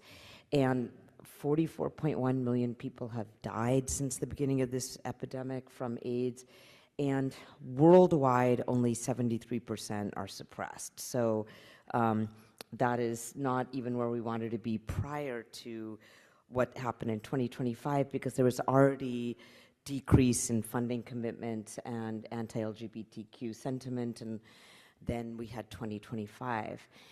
And in the US, and this is going to remind you of what you were speaking of, and what you've all reminded us about the women epidemic in Manitoba and Saskatchewan, that in the US, our infections really do cluster with poverty. So the poverty map is on the left, and here is on the right. The southeast and the south of that country have higher, 52% of infections are in that region. And women are about 25% of the population in the US, but that really clusters with poverty, incarceration, intimate partner violence. All of that is the same as what you were describing here. And the hope was that ART could change the course of this completely or end it, but it hasn't. And when we think about novel and recent advances in antiretroviral therapy, that's what we'll talk about next, because it does have potential to help. So, you know, the course of the entire development, because it's now 30 years into highly effective antiretroviral therapy, was 1996. Really started with difficult to take, but really important protease inhibitors and non-nucleoside reverse transcriptase inhibitors, and then advanced, and then there was actually, people were really failing because they were hard to take. And then we got lucky and we got the first integrase inhibitor in 2008. That was raltegravir. And that saved so many people's lives. And then went forward, and that one was still twice a day and harder and very low genetic barrier to resistance. So in 2013, we got dolutegravir. And that was very important. It was put in a single pill combination the next year, 2014. And dolutegravir, tenofovir, and lamivudine are really, you know, the worldwide regimen. 30 million people prior to the 2025 cuts were on TLD worldwide. And then in the US and here in Canada and other places in Europe, bictegravir came as a new integrase inhibitor with its companions, TAF and FTC, in 2018. And then 2021 was really when, at least in high-income countries, and I know it came here a little bit later, but in 2021, we got cabotegravir and rilpivirine, the first combination long-acting antiretroviral regimen. And that was terribly important, and we'll talk about that in terms of adherence. And then lenacapavir, at least in the US, for treatment was December 2022. And we've been using that too, and I'm going to talk about lenacapavir for treatment. And did come later here, but you do have lenacapavir as an availability for treatment, and certainly for prevention with the data that that Linda Gale really made happen in lenacapavir came out for prevention in 2025. So in the US, because it's important to say that when things have become difficult worldwide, it's really become difficult in the US because of really our very fractured healthcare system. Ryan White was a little boy who had passed away from HIV after acquiring it from transfusions from hemophilia. And in 1990, the Ryan White Care Act was passed in the United States, which was the first bipartisan disease-specific program ever. It's really successful. We've had lots of threats, but we were very lucky that in January of 2026, this has been renewed, flat funding, but at least it was there. And then the Global Fund was established by the G8 countries, and that also is still there, though declining with these recent attacks on global health. And then in 2003, G.W. Bush started PEPFAR. And PEPFAR is tremendously important, and it was really has saved 26 million lives worldwide and prevented 17.8 million babies from being born of HIV. And really at the very beginning of the second Trump administration, the very beginning, the first week, it was attacked, and essentially by even a week in, prevention is only applied from PEPFAR to pregnant women, and there have been progressive and cuts and chipping away at PEPFAR with real consequences to people worldwide. And then we did get the End the HIV Epidemic Initiative in the first Trump administration, and the 4 pillars of that are respond to outbreaks, prevention, treatment, and diagnosis. But with all these profound funding cuts in the United States in 2025, responding to outbreaks is very compromised. We have an outbreak going on in a state called Maine, and there's no organized response from the CDC because of the funding cuts to the CDC and the cuts to the NIH and biomedical research to HIV, including to the highest burden HIV country in the world, which is South Africa, and that's a block for no reason from the NIH, has had real consequences to conducting research and advancing health. So I was very impressed by all the work that you've done here by Dr. Reda and all of you about really defining what's happening in Manitoba. And these were already covered, but these are the papers that I pulled out that I found most impressive from your group, because really documented all of what was discussed at the very beginning, that this is an epidemic here of women, that even though you have PrEP availability, that in the last survey, no people who inject drugs were actually on PrEP, and it is really the time now. You have cabotegravir and rilpivirine for treatment, you have cabotegravir for PrEP, and you will get lenacapavir for PrEP, and it's really this idea that primary care physicians take on this pre-exposure prophylaxis in this state and the other Prairie state, because it's the province, because these inequities are really, really very profound. So let us talk about then two strategies, I think, to improve treatment outcomes among people who are homeless and in those who inject drugs. And we have been doing a lot of this in San Francisco at the clinic that I directed until recently, which is called Ward 86. So it is hard to take a daily pill every day. I may have shown that, you know, we've had these advances in oral antiretroviral therapy, but that doesn't completely solve the problem, because even taking a single pill every day can be really difficult because it's a charged pill. It's also stigmatizing to somehow have people in the shelter know that you are taking HIV treatment. It looks like itself. Same with prevention, and there's this stigma of taking a pill every day. There's all these structural barriers, homelessness, injection drug use, mental illness, and on top of that, just stockouts because of what's been happening with PEPFAR, and just depression and feeling ill and forgetting. And so because of that, the rate of virologic suppression in the US overall is actually lower than it is worldwide, 67%. It's much higher in those Ryan White care-funded clinics, because that's where case management is, social work. That's where people can call you. That's where your social worker can help you figure out strategies to take pills. So all of that means that it can't just be solved with oral pills alone. So the interest in long-acting formulations, not just in HIV, but just in the planet, has actually grown substantially since the 90s. This is a paper that shows that starting from around then, there was an increase in the development of long-acting depot formulations for a number of disease states.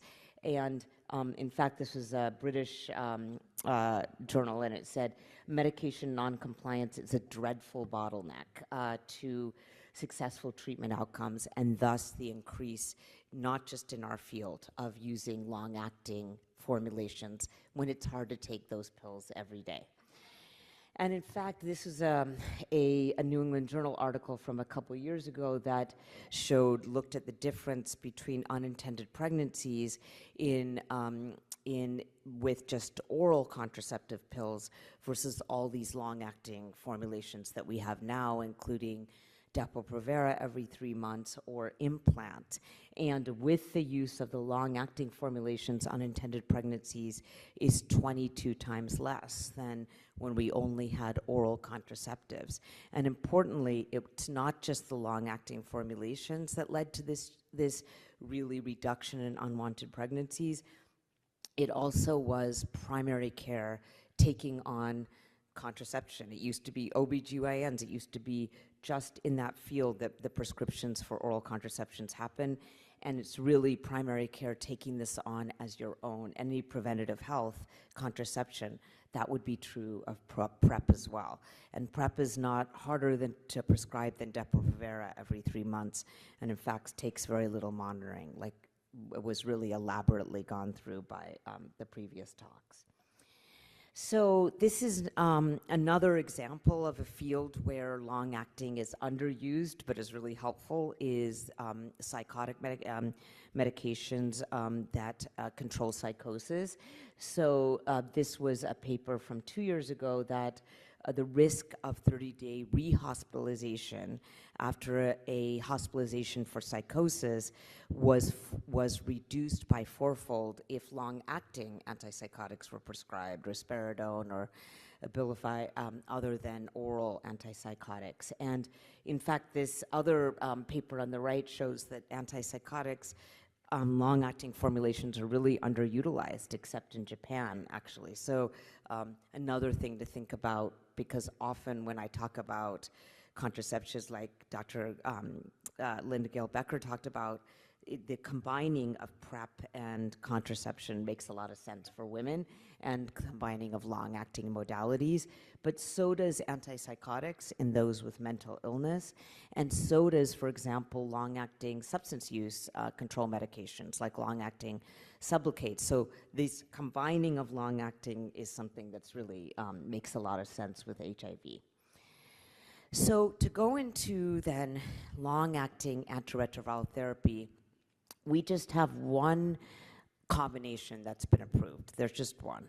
And that is a combination of an integrase inhibitor, cabotegravir, that was been very extensively discussed by Risa in the last talk for prevention, and rilpivirine. And rilpivirine is a non-nucleoside reverse transcriptase inhibitor with all its issues, because NNRTIs have never had the highest genetic barrier to resistance. But these were the two long-acting injectables that were put together. And when they were first studied, the registrational trials did not look at these medications in those who had problems taking oral pills, no adherence challenges. FLAIR and Atlas 2M were the three registrational trials to get cabotegravir and rilpivirine approved.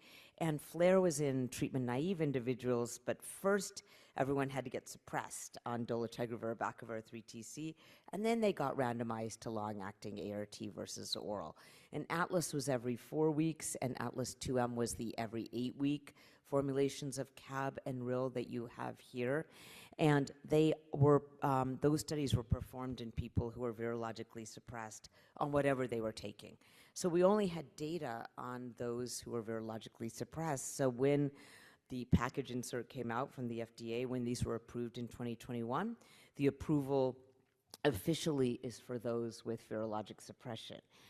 But there have been other studies that have looked at these medications with adherence challenges, and we'll talk about those next. And the SOLAR study, which was done after the registrational trials, just showed how much people were saying it was stigma that made them want the long-acting, getting off Big TAF FTC, and they said it was not just external stigma, it was internal stigma. I have one woman, one of the first women I started on Cabril, who every time she put an HIV pill in her mouth, it doesn't matter what it was, she would get so nauseated, she would just throw up uncontrollably. And it was because she said to me, it just shows, it tells me that I have HIV, it reminds me I have HIV. And she had violent somatic reactions. And only long-acting Cabril saved her life. So that's the question, is that it was initially approved in this way, but what's the data in those with adherence challenges? Now, the study that was done in low and middle income countries, or specifically Uganda, Kenya, and South Africa, was the CARES study. And this also was performed in those who were virologically suppressed. Of course, most people in this study were on TLD, that's what's used, and they got randomized once they were suppressed to long-acting Cabril versus staying on that oral therapy. And the reason I wanted to speak of the CARES study is because the 96-week data, there's 48-week and 96-week data, the latter was just published by Sissy Kityo in Nature Medicine. This does show that 20% of people in the CARES study had body mass indices, BMIs greater than 30. And there was this concern when FLAIR, Atlas, and Atlas 2M failures were looked at, that if you have a higher BMI, that you could have lower cabotegravir concentrations.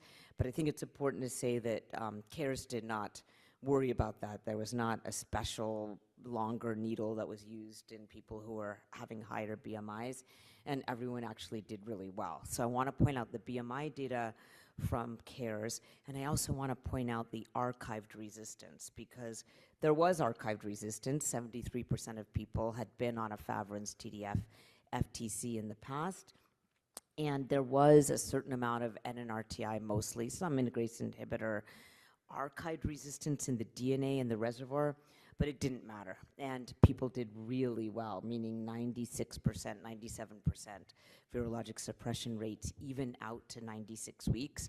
So this has led us in our clinic to not worry about BMI.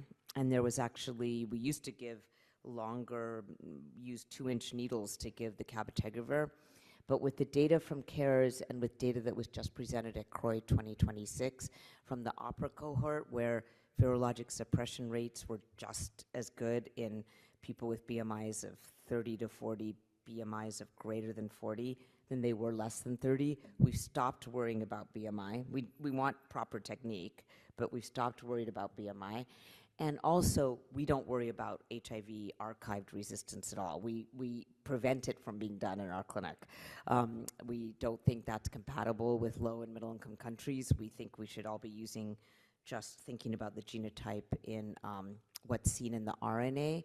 Often it's not transcriptionally active, what's going on in the DNA and in the reservoir, and we do not do testing if someone's virologically suppressed and we want to switch them in the DNA. So what about more data in those who are adherence challenged? Because everything I've presented so far, everyone was fine on their oral ART. So I mentioned the 5359 study because it was finally published in the New England Journal on February 18th, 2026. And the design of this study, which was also called Latitude, was that everyone was having issues, adherence challenges for a variety of concomitant reasons, all of which you've talked about here: injection drug use, housing insecurity. But this trial happened to have been designed prior to these drugs being approved, so they couldn't get permission to try it in those with viremia. So they had to do an extensive kind of conditional economic incentives, try to get people suppressed on oral first, and then do the randomization to long-acting ART versus oral. Now, not everyone was suppressed. Actually, 17% snuck in with viremia, but that was supposedly the design. Adherence challenges, but not viremia. And this was the figures from the New England Journal paper that actually it had to be stopped early, the study, on February 12, 2024, because the outcomes were superior, statistically significantly superior in those with who got the long-acting ART. Virologic failure was 3 times higher in those who had to stay on oral ART versus those who got long-acting ART. So obviously advantage in those who have a hard time taking oral pills to be on the long-acting. And a similar study was conducted in low and middle income countries, and this was the Impala study that was presented in Kigali last summer. And this was actually also people who had adherence challenges in sub-Saharan Africa, but just like the ACTG 5359 study, at least within the last 3 months prior to long-acting ART randomization, the viral load was supposed to be suppressed at less than 200 in Impala. And this showed similar results. Importantly, I do want to mention, and we'll talk about this a little later on, that people with hepatitis B surface antigen positivity had to be screened out. And we have to remember that, of course, long-acting ART or no tenofovir sparing regimen, if we get into islatravir and lenacapavir later, these are not regimens that cover hepatitis B. And maybe the prevalence is low in the US, which is true, but the prevalence is widely variable around the world, including in Asia. And so because of that, just see how many people were actually screened out for hepatitis B, and also how many people we could have vaccinated. Just simple as if you've had core antibody and your surface antibody is lost, to vaccinate. So I want to mention that data, but in this case, you know, long-acting ART was essentially equivalent to oral ART in terms of outcomes. And again, people who had had really a lot of adherence challenges with the oral ART in the past. So there is no randomized study that has been done in those with viremia. There's one that's ongoing from the drug company of cabotegravir rilpivirine in those with viremia. It's had some trouble recruiting just because people want to use it and providers have been using it, cabotegravir rilpivirine in those with viremia. So a lot of the data that we've acquired in people living with HIV with viremia is from demonstration projects. And this is our demonstration project from Ward 86, which is this very low-income clinic, safety net clinic in San Francisco, where we knew the inclusion criteria of the trials, of course. That's here on the left, that you had to be virologically suppressed. But the minute we got these medications in 2021, we started using it in those with viremia. And no regard to viremia. In fact, the first person we started had a viral load of 1.2 million. But mainly we said we can't run around the city. We didn't have mobile care at the time. We now do have a street medicine program that can provide it, but at that time we didn't, and so we just said, but you have to come in, please come in. And then I'll give it to you. And if they're viremic, we started with every 4 weeks, because we do have the every 4-week formulations in the US. I know you're every 8 weeks here, but we had the later on lower doses for every 4-week cabotegravir rilpivirine, just like in Atlas. And then the idea is once they got suppressed, we'd move over to the every 8 weeks. And then we published, to show that this could be done, because we were very nervous to do this in people who are viremic. And so our last publication that we've published on this is shown here, published last year. And in this case, there were 370 people on long-acting cabotegravir and rilpivirine at Ward 86, and a third of them were viremic. So 129 were viremic. And importantly, our population is a lot of what you just described here. 40% of our patients have housing instability, and 46% use substance use. In the patients, which I'm going to tell you about a homeless program later, who are homeless, it's a 98% substance use rate. And substance use, unstable housing, and having low T cells were actually higher in those with viremia, not surprising, than those who started with virologic suppression. So our question was, at 48 weeks, what were the rates of virologic suppression in those who started with viremia, those who started with virologic suppression? And they were essentially the same, 98%. And other studies have shown, for example, there was just a study from the Emory Clinic, the Ponce Clinic in Emory in Atlanta, that also use a lot of long-acting Cabril in those with viremia, that the rate of virologic suppression when you start with viremia was 92%. Now, that is a certain amount of failure, but 92% is really, really better than counseling, trying to figure out how to get them on oral ART, because that was the whole problem to begin with. There are real structural reasons why taking oral ART was very difficult for them. And there's a model from a Mass General group that shows even with all that counseling, the highest virologic suppression rate you can get up to is 55%. So above 90% is much better with long-acting ART. And I can just tell you, because we've been doing this so much at Ward 86, we actually have about 600 people on long-acting cabotegravir and rilpivirine. In fact, that's 1/4 of our clinic, because everyone's sitting in the waiting room and they're talking to each other and like, well, why don't you just get on the long-acting? I could just tell you in terms of qualitative experience that this has made a massive difference. This has absolutely saved people's lives. We have pulled people back from CD4 counts of 5, from very high viral loads, from spreading it around the city. I can just count so many people where this has saved their lives. And that is profound. And it once you start a program of long-acting ART, just like when the world switched from efavirenz to dolutegravir, it was hard. It was a big deal. Like, it's a massive change. You had to figure out all these ways to do it. When you switch to long-acting ART, I will admit, it's also a big deal. It's hard, but we just made it a thing. Like, we just made it completely routine. We just stopped thinking like, oh, it's so resource intensive, it's too hard, can't do it. We got 3 nurses that they were already in the clinic and were Ryan White Care supported, and they every 3rd day they just do injections all day. So really good injection site techniques, the same people doing it.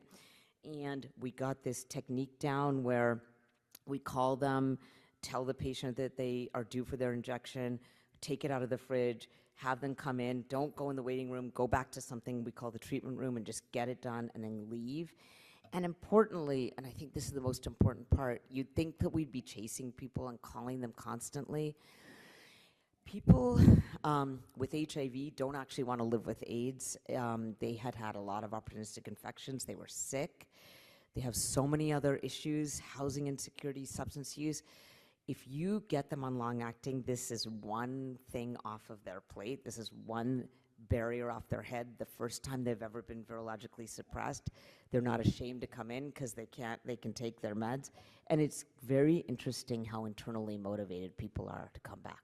So we do not run around. We really don't. We don't call them constantly. Some people fail, but a lot of people somehow come back.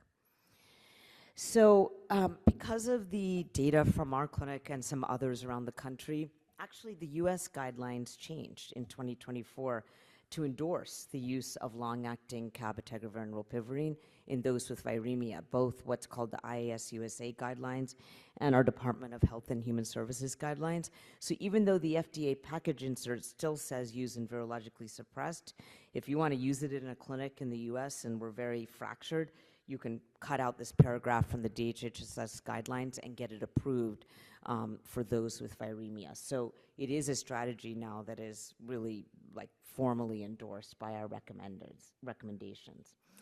And the WHO in Kigali last year updated their treatment guidelines, and this was July 14, 2025. And after the data from CARES, Impala was presented there, enough data from these settings, cabotegravir and ropivirine was added as a recommendation to the treatment guidelines worldwide. But importantly, and this is really pharmaceutical company hindrances, there really isn't good access to ropivirine. And so when we talk about cabotegravir worldwide, there is better, but putting it with ropivirine, it's really the drug company that makes ropivirine that has not made cab and ril widely available worldwide, which is profoundly inequitable to have it for 4 years here and not elsewhere, including the places that did the CARES or Impala study. So let's turn to lenacapavir, because lenacapavir now is approved for treatment here in Canada. And when I last came to Manitoba, I think people had to really try to get it through compassionate use, but you can get it. And if that's true, lenacapavir is a very interesting medication because we've, Linda Gale spoke about it a lot about prevention, but for treatment, this is a very interesting medication because, as Linda Gill showed us, there's actually more than one site that lenacapavir seems to work. And I would encourage you to watch Dr. Wes Sundquist's plenary from CROI if you were not there in 2026, because he shows these very beautiful pictures about how it works at more than one site. If a drug works at more than one site, I think it's going to have a higher genetic barrier to resistance because there's multiple places where you'd have to evade this drug. And even though we didn't know what its genetic barrier to resistance was when it first came out, I'm getting convinced from some data from our clinic and others that it has a much higher genetic barrier to resistance than ropivirine does, that NNRTI class. So I like lenacapavir, and I like it with cabotegravir, and a lot of people have been very interested in combining lenacapavir and cabotegravir as the two higher genetic barrier resistance drugs. Now, beyond the genetic barrier to resistance, ropivirine requires a cold chain and long-acting, and also there's a certain amount of ropivirine resistance worldwide because we used efavirenz, DDF, and FDC for more than a decade. So this is the data from the WHO surveillance resistance report in 2024. So people have been interested, providers have been interested in settings where you can get it to put len and cab together, and the setting that you could get it was the US. Beyond, when I'm going to talk about the data with len cab, but this idea of an INSTI and a capsid inhibitor together has also been thought about by the one drug company that makes lenacapavir, and their INSTI is bictegravir. So bictegravir and lenacapavir as a single pill, there were 2 studies that were just presented at CROI 2026, Artistry 1 and 2, and Bic-Len seems to have a high genetic barrier to resistance and maintain virologic suppression, at least in very treatment-experienced populations. So this is, again, an INSTI and a capsid inhibitor is kind of intriguing, and that's what len and cab is. So what's the data on the use of len and cab together? Not much. This is a case series that was presented from 4 academic medical centers in January 2024 in OFID, and we got 34 people that we found that were on len and cab around the country, and mostly they were started on len and cab with or without rilpivirine because of NNRTI resistance. And the virologic suppression rate went from 47% to 94%, adding that lenacapavir. Some people wasted the rilpivirine, some people didn't. Some people used it even if there's NNRTI resistance, but this was one case series. And then we presented data from Ward 86 at CROI 2026, and this is 50 people on lenacapavir for treatment in our clinic. And of those 50 people, 46 were on len-cab, again, with or without rilpivirine. And of those 46 people, their virologic suppression rate started at 44% or so, and then they went up to 100% at 15 weeks. And then we just looked at the data recently out to 140 weeks. And 2 people, one had passed away and one had lost to follow-up, but everyone on len-cab was suppressed. So it looks to be, 140 weeks is a long time, so it does look to be powerful.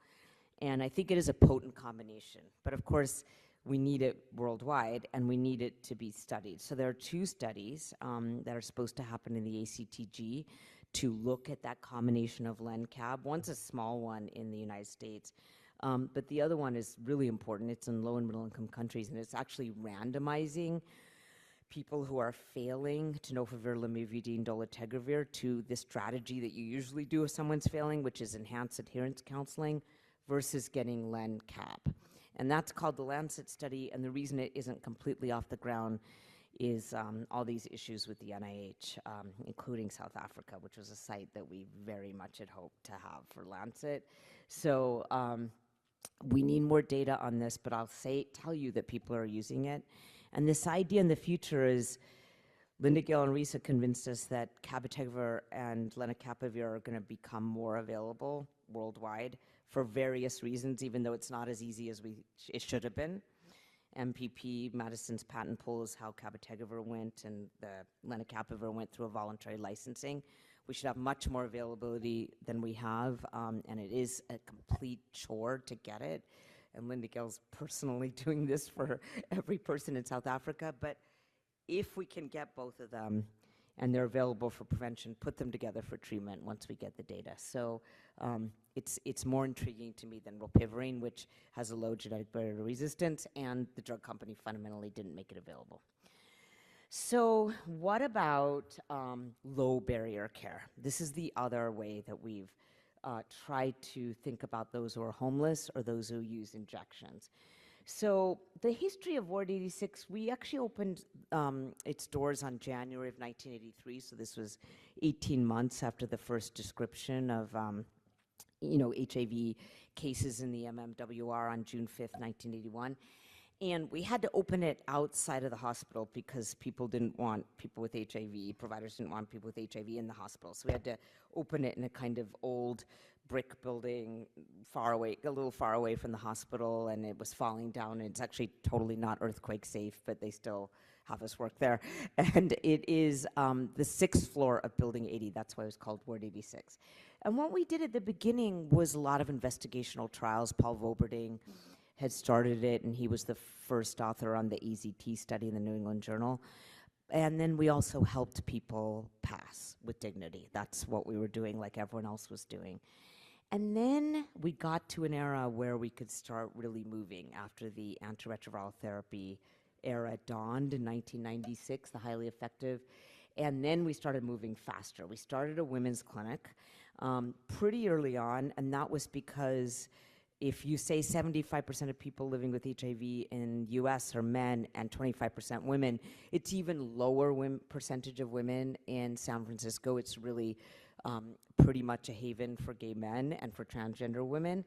And cisgender women were really lonely, and they really didn't have a lot of support. So we started a women's clinic on Thursday mornings, and we had food, and no one else could come into the waiting room except women, transgender or cisgender.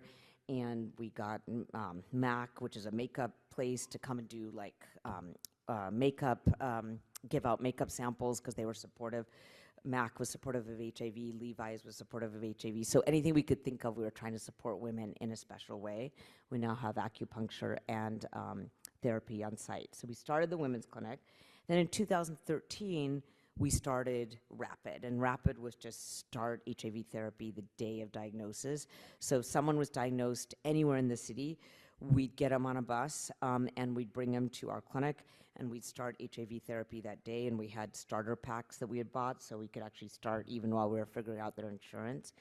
And then in later, we started the Spanish-speaking clinic only, because we do have a lot of immigrants in San Francisco. And then in 2017, we started Golden Compass, and that's an HIV and aging program, which I'll talk about more because people were living longer and aging in this mature epidemic in San Francisco. And then in 2019, to respond to the homeless crisis in San Francisco, which is very much still there, even if the current mayor is moving people around, we've started Pop-Up, and I'll explain that too, but that was specifically a program for people who are homeless. And again, 99% of people used drugs, substances in that program. And then in 2021, we started, as I just described, the SPLASH program using long-acting and those with viremia. And then most recently, we started something called Rapid Restart, that if you're off medications, we start them the same day, you know, if you've been off of them for a while. And then we started something called Health Access Point, and that was in the lobby, low barrier care, but not if you have HIV, if you need prevention, or if you have STIs, or if you have hepatitis C. So it's really all ID care in the city for low barrier access for people who are homeless. So just to explain RAPID a little bit more, this is a very population in our clinic that has a lot of substantial barriers to staying on antiretroviral therapy. But starting it on the same day, which is of course now the standard of care worldwide, there was this idea that life was really hard, but you got to tell your family somehow, if you choose to disclose to your family, that you both got a life-altering diagnosis that day, and by the end of the day that you were on the treatment for it, and that you're going to live a normal lifespan. So that RAPID meant a lot, and we've had pretty good outcomes with people staying on their therapy if we started at the same day. The Golden Compass program is to respond to people who are aging. We say 50 or above because there's accelerated aging in people with HIV. But there are kind of four components of it. The north side of the compass is heart and mind, we call it, but it's really having a cardiologist around to help us with the accelerated hypercholesteremia and the Reprieve study and getting people on statins.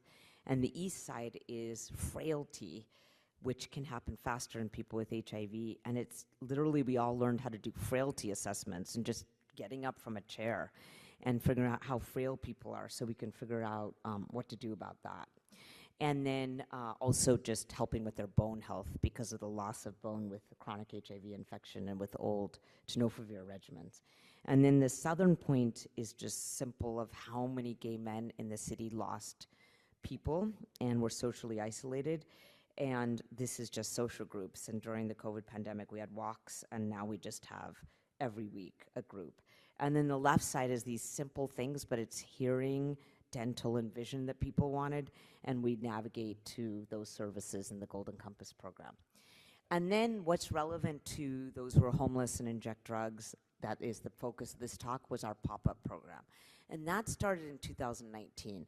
And we started that is because our division chief, who is a dynamic force, Dr. Diane Halvier, came to the leadership of the clinic and said, the rate of virologic suppression in those who are housed in 2019 was 75%, and the rate in those who are unhoused is 27%. That is terrible, do something about it.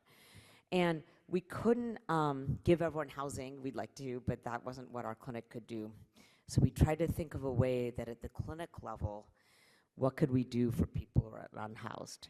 And what we did, and this was with focus groups and just figuring it out over time, is we started the pop-up program.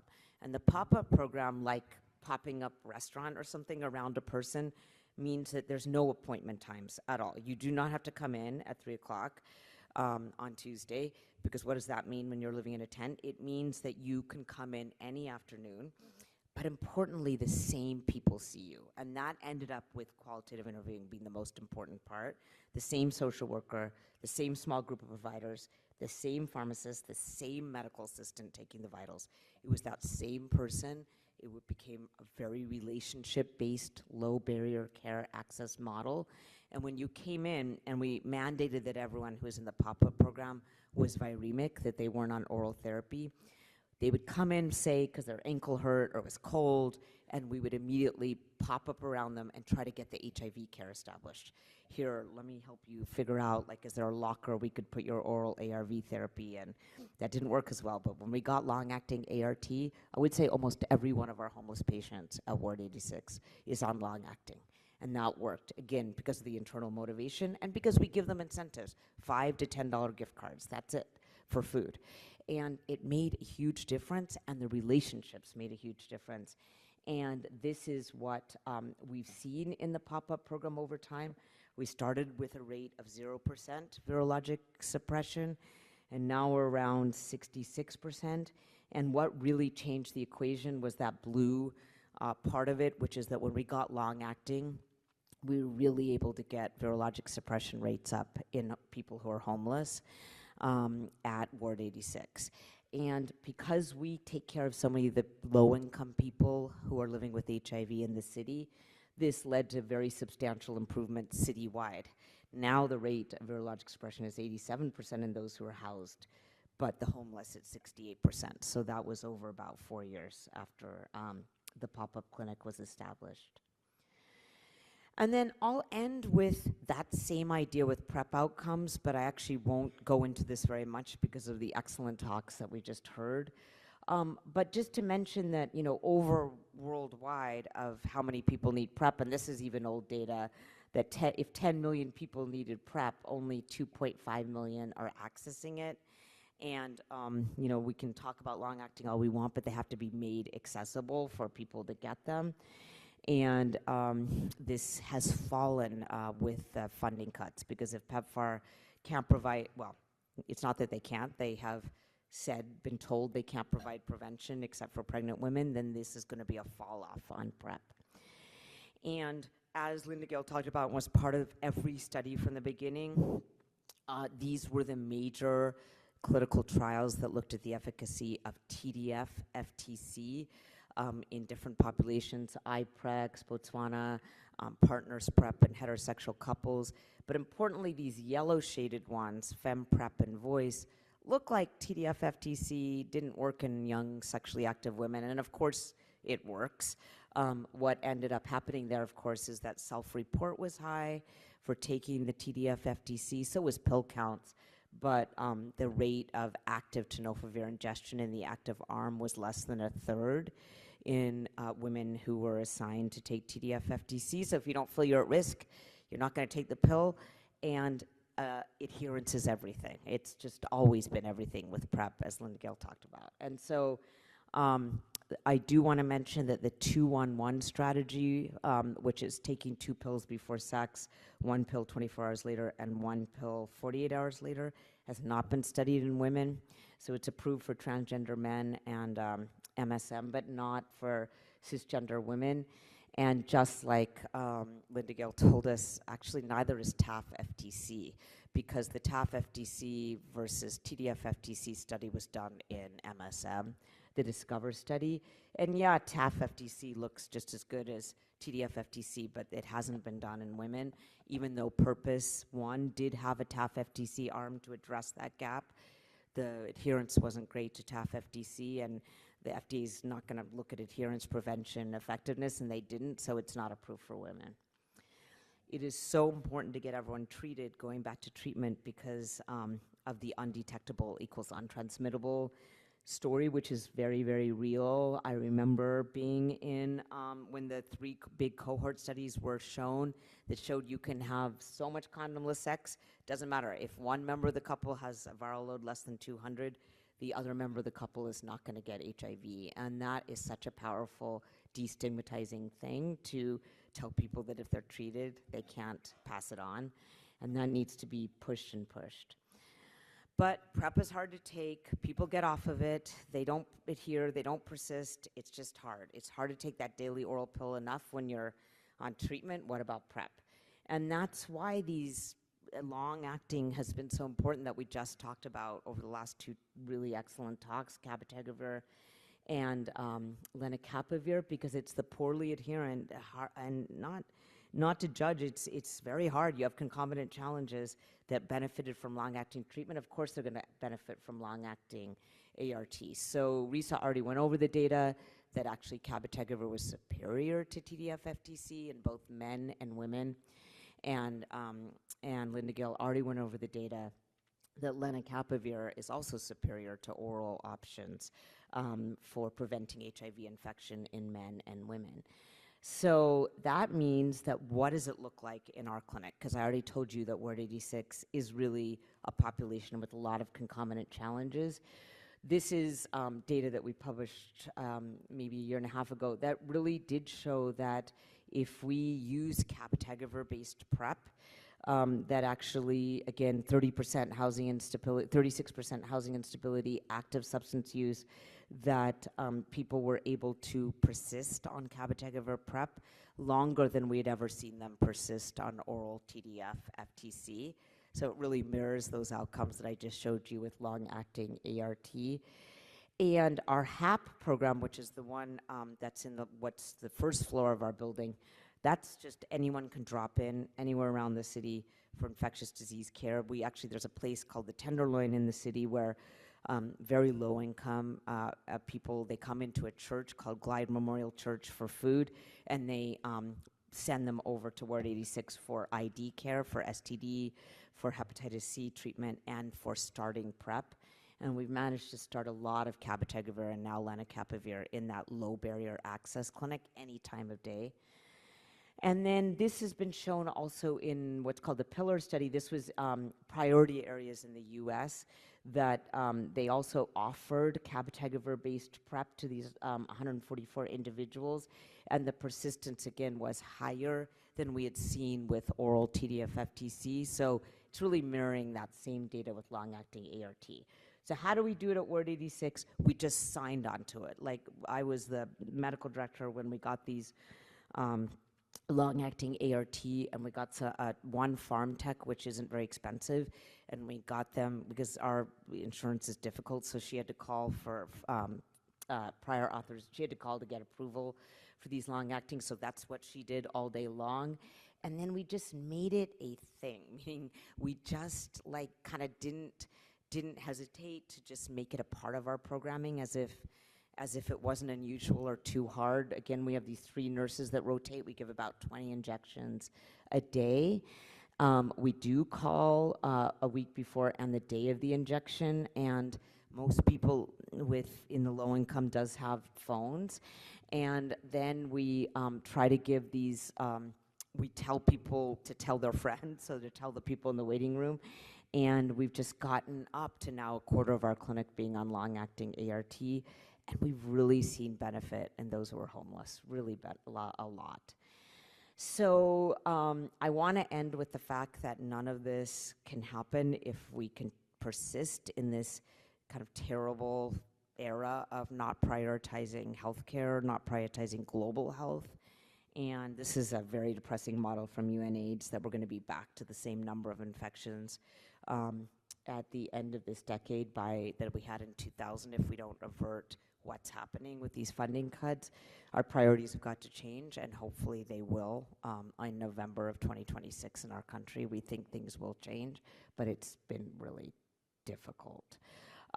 So the Kigali Declaration is really right on, like embrace meaningful partnerships. That's not just drug companies because they're never going to save the world. We need stakeholders and governments to do that too. We need to support HIV global research. Research is yet to all of this. Prioritize HIV prevention. It's not just treatment. Protect human rights and stop this massive politicization of science. So thank you so much for the invitation, and it was a pleasure to talk to you all. Do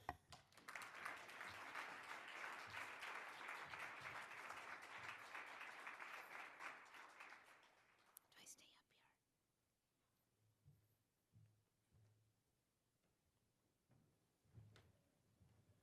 here? Yes, so I'll invite Dr. Becker and Hoffman to join Dr. Gandhi on the stage and try to.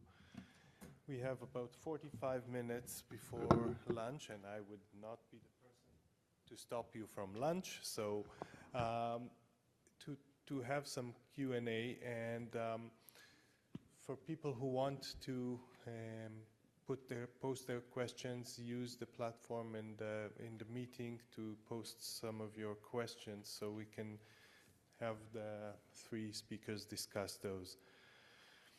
So you all mentioned different models and of what is the minimal testing that you use in your setting. So I wanted each one of you, if you wouldn't mind repeating what is in your setting, because as Dr. Hoffman highlighted, there's no right answer.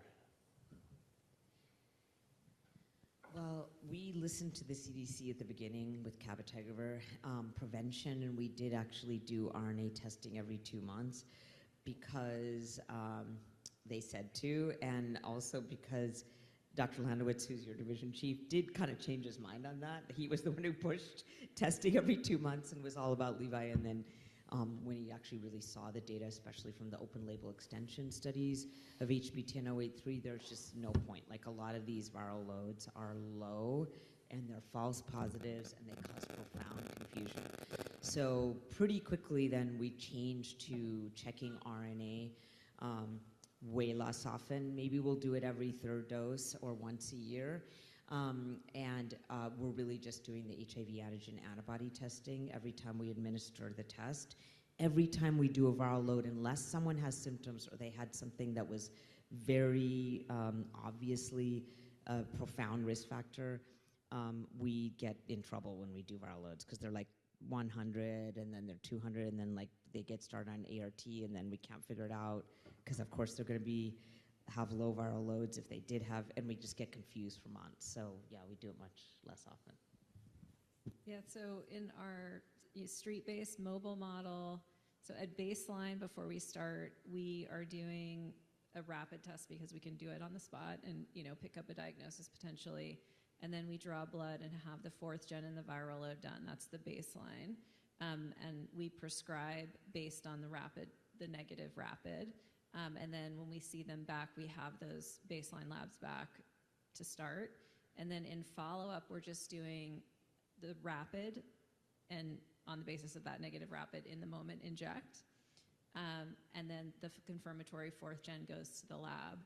And we just try to make sure that we update the contact information with every single injection so that if the confirmatory test comes back, we have our best shot at finding someone to reach them for treatment. So we're not doing any viral loads in follow-up for either CAB or LEN, unless someone, if someone falls out of care and then shows up, many months later, we'll repeat it at that point. Or if someone has a clinical syndrome, that's very concerning. But essentially, no viral loads at all in follow-up if it's routine. And in our setting, certainly this is just not feasible. And I think every single country in Africa has taken WHO guidance, which is to go with rapids. And so in my implementation science programs, we've used a viral load just to show that they're not needed. So we've had it as a reflexive study to just show, and the biggest problem for us is we need to start people the day they're in front of us. So we actually, in my implementation science, we use a 3rd generation and a 4th generation antigen antibody rapid. to start people. And as I say, the nurses are trained to ask if there's been recent exposure. So recent for us is within the last 48, 72 hours. We'll interrogate those people more, those clients more, to say, is there a possibility that you had HIV exposure? Remember, we've got lots of virus circulating in these communities, so there's a high risk of exposure. And in those individuals, again, not really expecting symptoms per se for acute, we'll offer a PEP to PrEP option or come back. That is my least favorite. Come back without some kind of prevention option isn't something I feel great about. So we rather then offer a PEP and bring them back for their PrEP. But on the whole, a 2 rapid start is what we recommend, and that's the country's algorithm for diagnosing HIV. And so that's what we follow, and that's WHO guidance. Oh, and then maintenance is rapid, again, just for maintenance. And as I say, we've had this reflexive viral load testing just to check that we're not doing something terrible. And the public health message is we're good.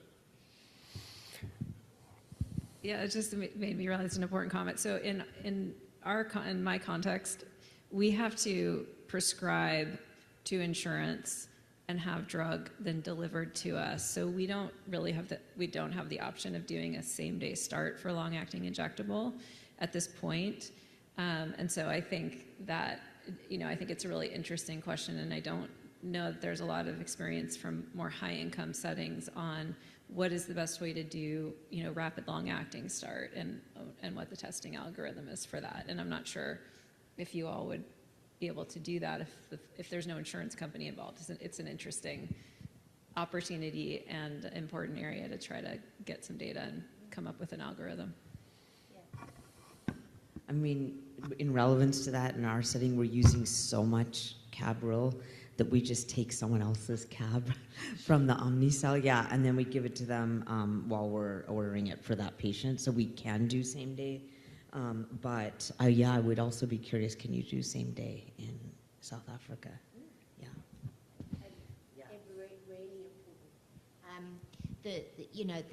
The loss, I always say to people, if you diagnose people here and tell them to fetch their antiretrovirals 50 meters away, we lose them. I have no idea. We don't even have earthquake sort of cracks in South Africa. But people disappear between a diagnosis, and so treatment has to be in front of the rapid in order to hold them. I think it's really, really important. And I wanted to say we also don't have resistance testing available for, that's even less available.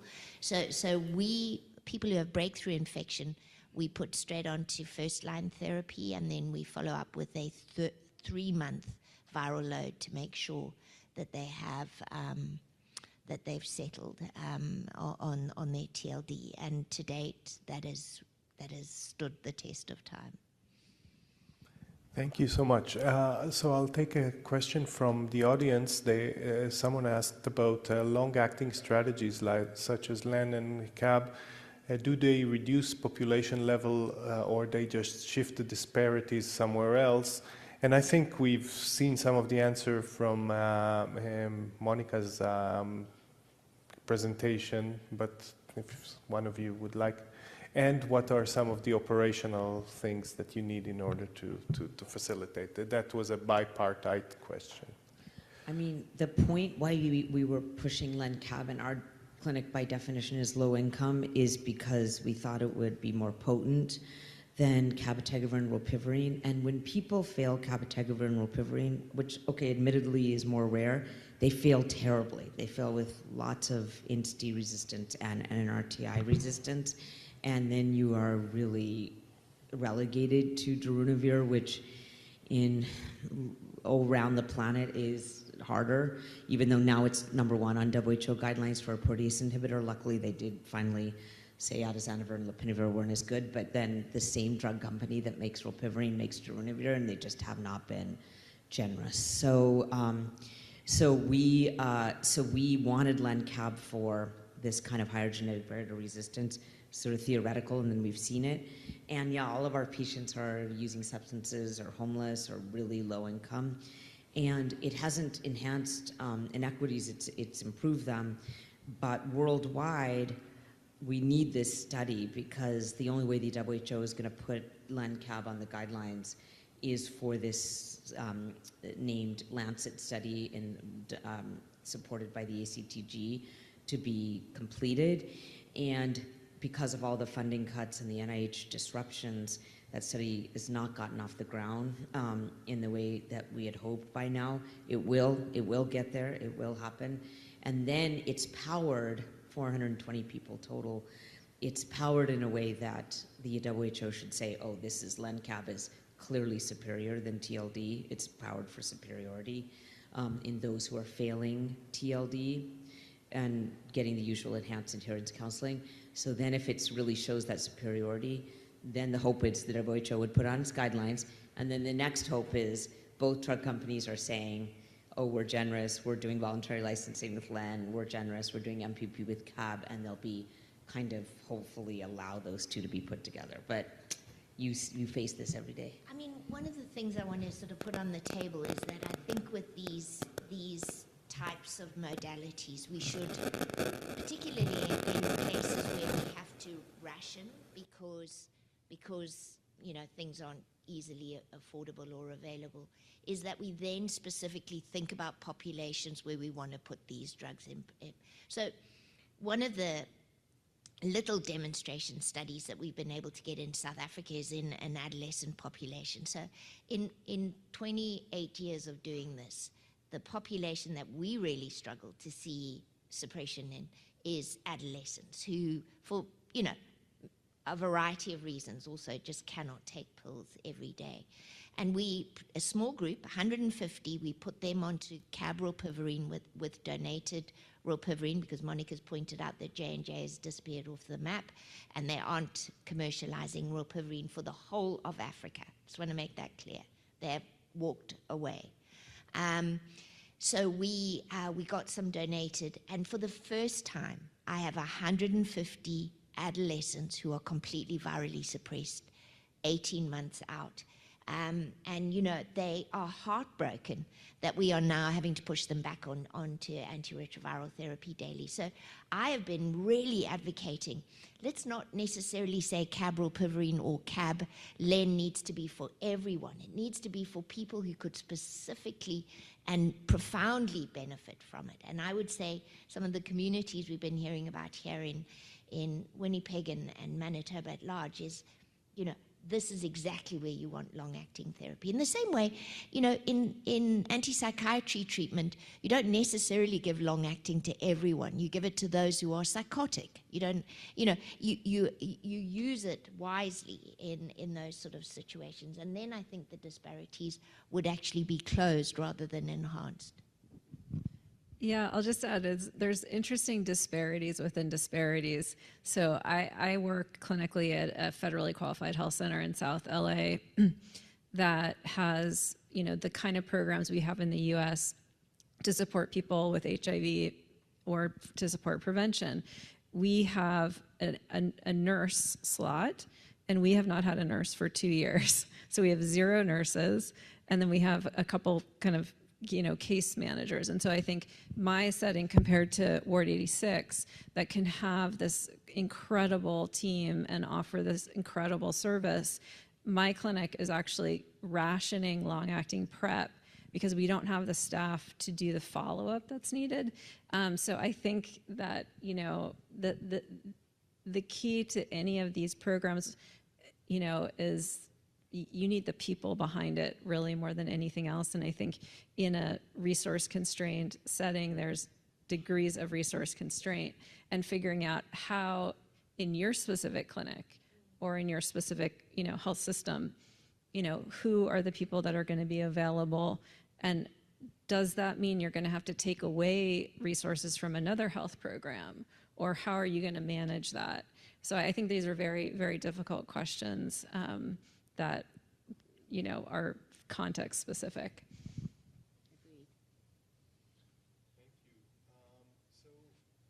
We'll shift to the next question. So I was struck by the nearly 80% persistence on lenacapavir that you presented. What are some of the strategies to achieve that, and are any incentives and additional strategies that you that have helped you reach those persistence levels? Yeah, I mean, I think we're going to have to see in the real world how that, because I was in a phase 3, and clearly when you move into the real world, and we're coming now to the 6-monthly sort of real world look.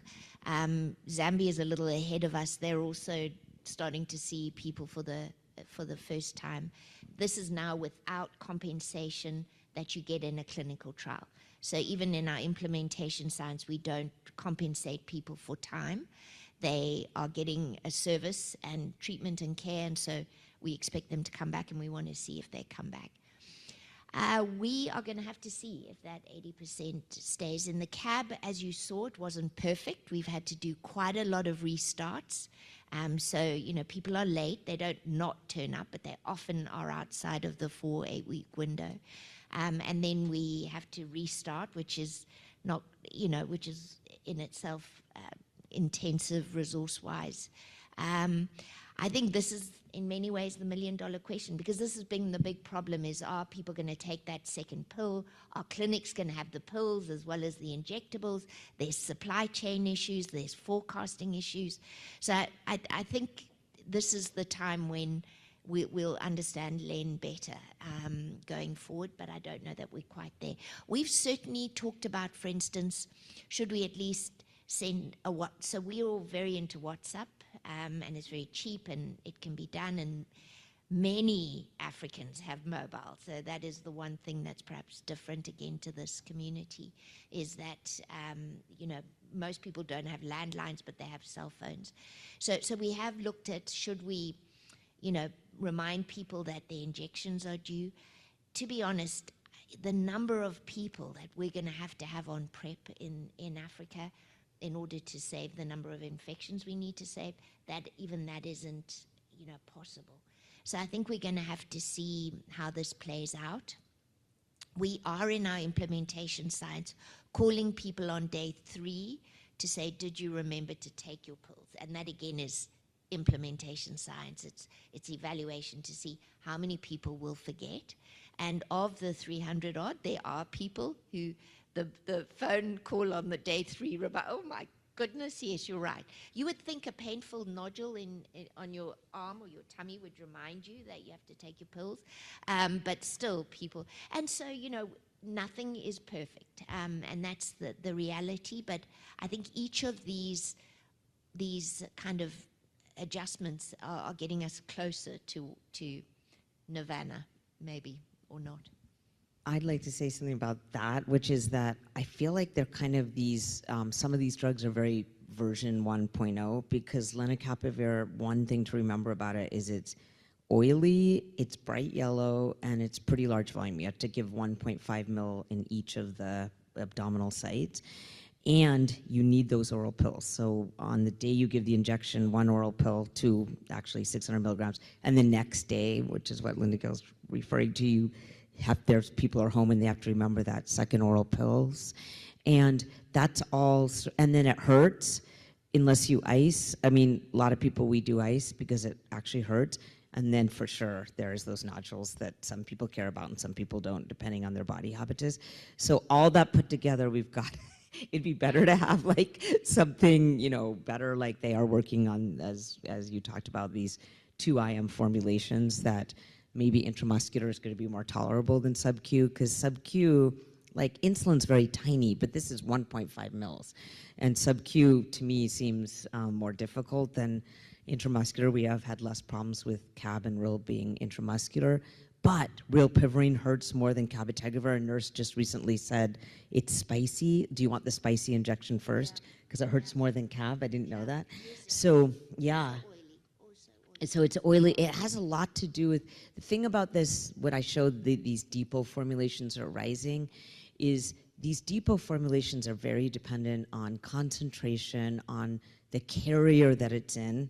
the lenacapavir carrier actually causes fibrosis, and and it's also very operator dependent. We had a tragedy in our clinic, and so we had some replacement nurses, and we had people lose their virologic suppression because the nurses weren't used to it, like 2 people. So they're just more finicky, and that means that we do need better formulations, like they figured out for contraceptives and implants, and just better. These are version 1.0. The fact that it's bright yellow is weird too. So just know that it's got to get better, I think. Yeah, and it can leak, and the drug company says if it leaks enough to saturate the gauze, then give another dose, and you're like, that is weird that it could come out and saturate the gauze. That is concerning. Well, a lot of that, again, I think is technique. I do want to Yeah, technique matters, yeah. We're having good success for lenacapavir with ice packs before the injection. Really, really helps people. I mean, it's common sense, I guess, but we keep numbing cream on hand too, but the ice has been great, and people say they're not really struggling with pain. And I think in the beginning in the trials, I don't think that was done. So that's a very small thing. And I think you were asking about kind of incentives for this in terms of retention.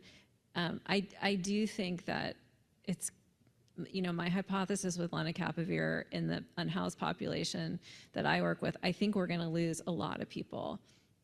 And so we need to understand that. We need to understand, are we going to be able to, are we going to lose more people when we start it sort of on the street versus linked to the community organizations? I do think embedding with community to do this, because even among unhoused, there's sort of some sort of surrounding community. And I think that's where we're going to find the most success. Interestingly, LA County provides gift cards for HIV and STI testing. Which I think is interesting for that to be a county policy. And it's like $10 to $20.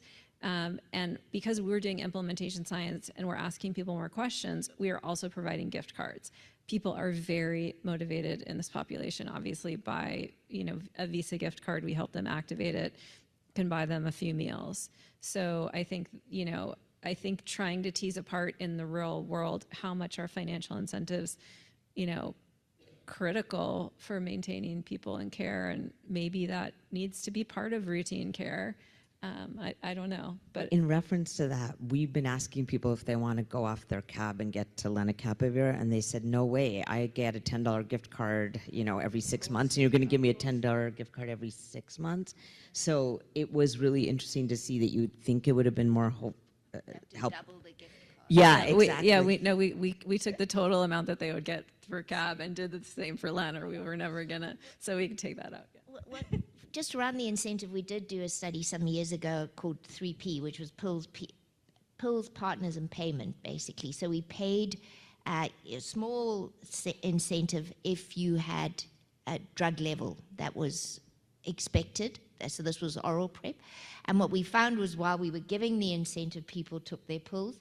But the idea was to try and habituate. So we did it for, I think, 6 months, and then we carried on without the incentive, and then they fell off. So the incentive works, but it's got to keep up. It's not something to habituate people. It's to nudge them to do the behavior change and to keep showing up. And so I'm all for it. I think it's a great way for public health. Mexico's shown, many places have shown the value of providing other means for people to be nudged, or the sort of behavioral economics of it. But again, in my setting, the sustainability within a government public sector is just not there. Yeah. Thank you. So the 2.0 will include an injectable long-acting incentive as well. So can we have, okay, now I can see the questions. So about coverage specifically in Manitoba, so there's coverage for cabotegravir. There's operational issues with it, and lenacapavir is not available for PrEP at the moment. And then a question from Dr. Michael Zanel. What are the strategies to decrease the nodules? Is there anything that you could do in people who have limited subcutaneous tissue, other than the pain aversion, Well, I pain think- strategies. Yeah, definitely. I totally agree. You know, with Risa, that the putting ice has been much more effective than some sort of lidocaine type cream. And the problem again is once you move into, you know, rural Africa, even having electricity in some of the clinics, let alone ice, is less realistic. As I say, in many of our settings, we, especially amongst young women, we've not seen the nodules being such a problem. But I do think having choice of where you can have the injection, I think helps that to a certain extent. So, you know, having it in your arm or your thigh may be less obvious for some people or more, depending on it. So I think choice is really important. We're collecting that information now, who wants it. Clearly, pregnant women, by the time they were second trimester, that we even in the trial, we moved to the thigh because a pregnant woman just, you know, does not want to have an injection in that area. So I think that is one of the options.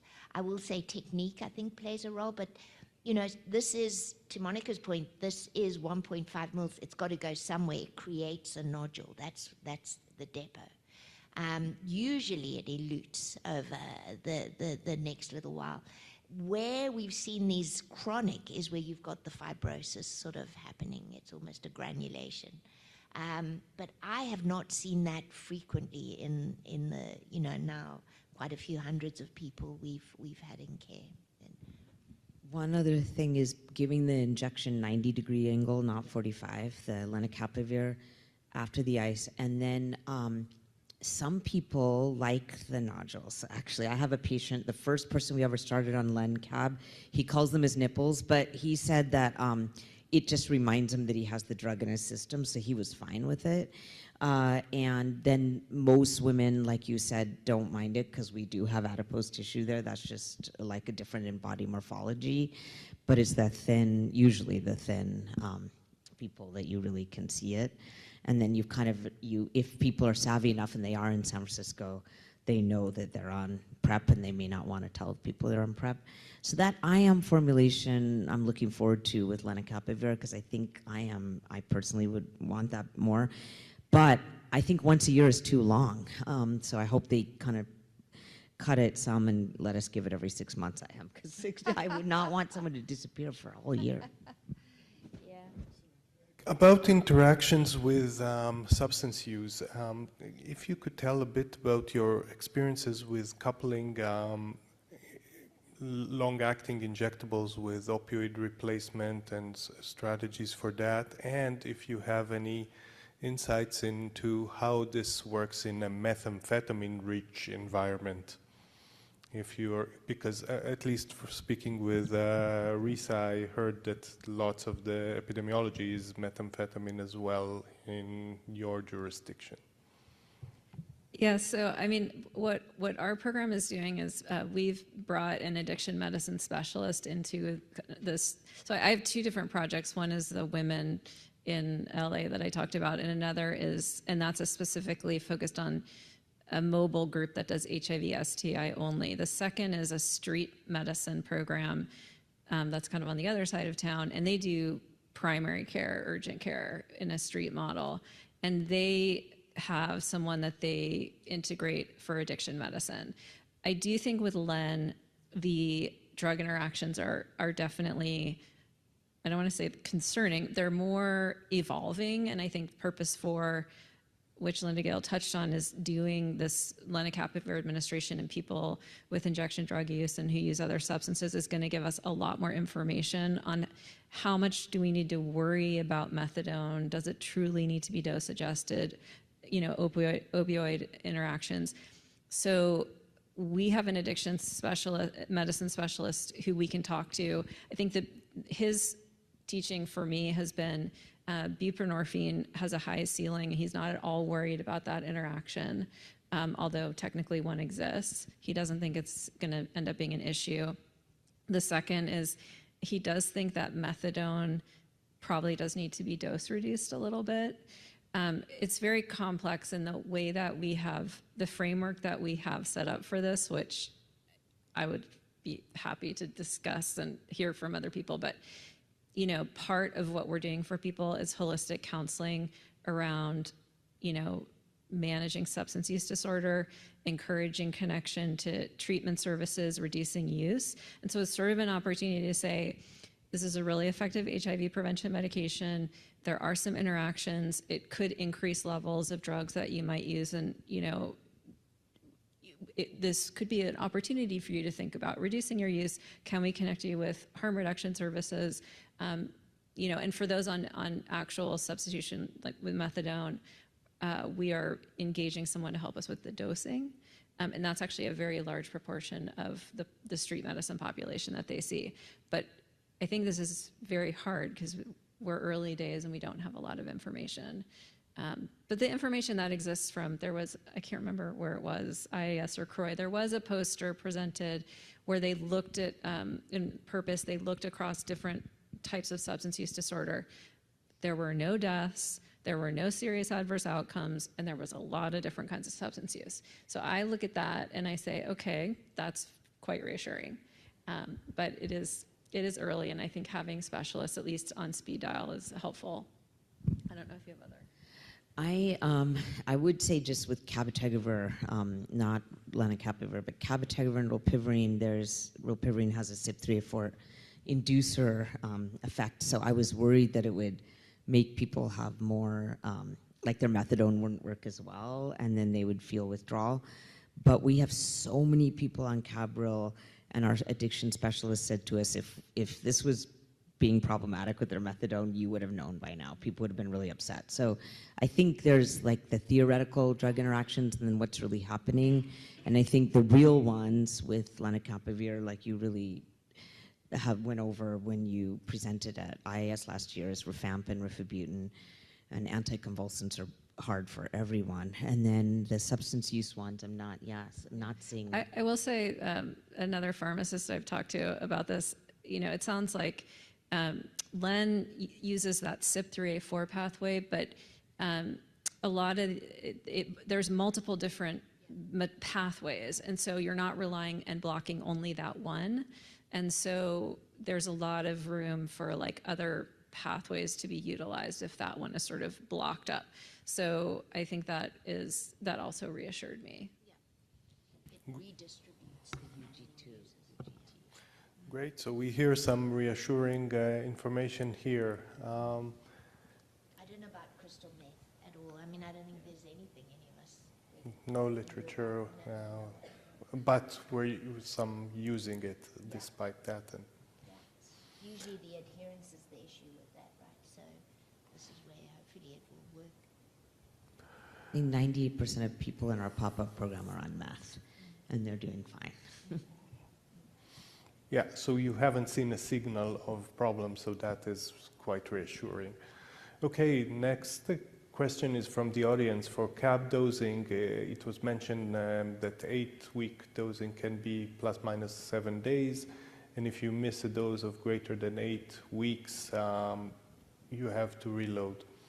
For those who are late by 7 weeks, are the concentrations still therapeutic? Yeah, I mean, I think that the data are that CAB concentrations stay high for quite a long time. We are using an 8-week window. I mean, no one comes within 7 days. I'm sorry. Yeah, not yeah. even our best clients come within. So I think it's confusing because they say, you know, you have this window of 7 days around, and that's your target. That's like when you want to try to get them scheduled. But in reality, you know, I think you could be not nervous about having the window be longer. There's a Q4-month formulation probably that will be available as well. So I think these, you know, these very specific windows are, you know, guidance, but levels are probably staying high quite a bit longer than what the guidance suggests. So I hear from all of you that 8 weeks is a reasonable time despite the package. So in terms of CAB and INSTI mutations, resistant mutations in people who experience houselessness. Have you seen any of that? And second part of the same question, we've had, at least in one community, 138 and 263K mutations. How would you approach if you, as a public health approach to some place that you've seen that? The way that we think about mutations is that instead of looking at cabotegravir mutations that are in the Stanford resistance database, we have evaluated all the failures that we can find on cabotegravir and rilpivirine and decided that failures that result in INSTI resistance, those are the specific INSTI mutations that matter. And there is going to be a meta-analysis coming out in CID of the 96 failures on Cabril across FLAIR, Atlas, Atlas 2M, case series, Ward 86, cohorts, jabs in Australia. Like there's a bunch of studies, and putting it all together, this group from Poland, Miloš, looked at the 96 failures and figured out which mutations matter. So, for example, they found that T97A and T97A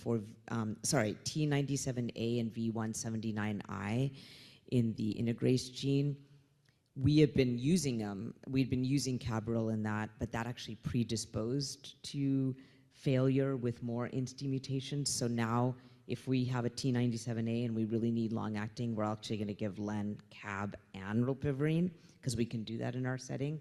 Then we've decided which ones they seem to matter the most. And what matters the most is R263 matters a lot. I think R263K is the bictegravir-associated mutation. The Mexico City data. Mexico is very interesting because Mexico had big TAF FTC, even though it's middle income, as its first line, not TLD.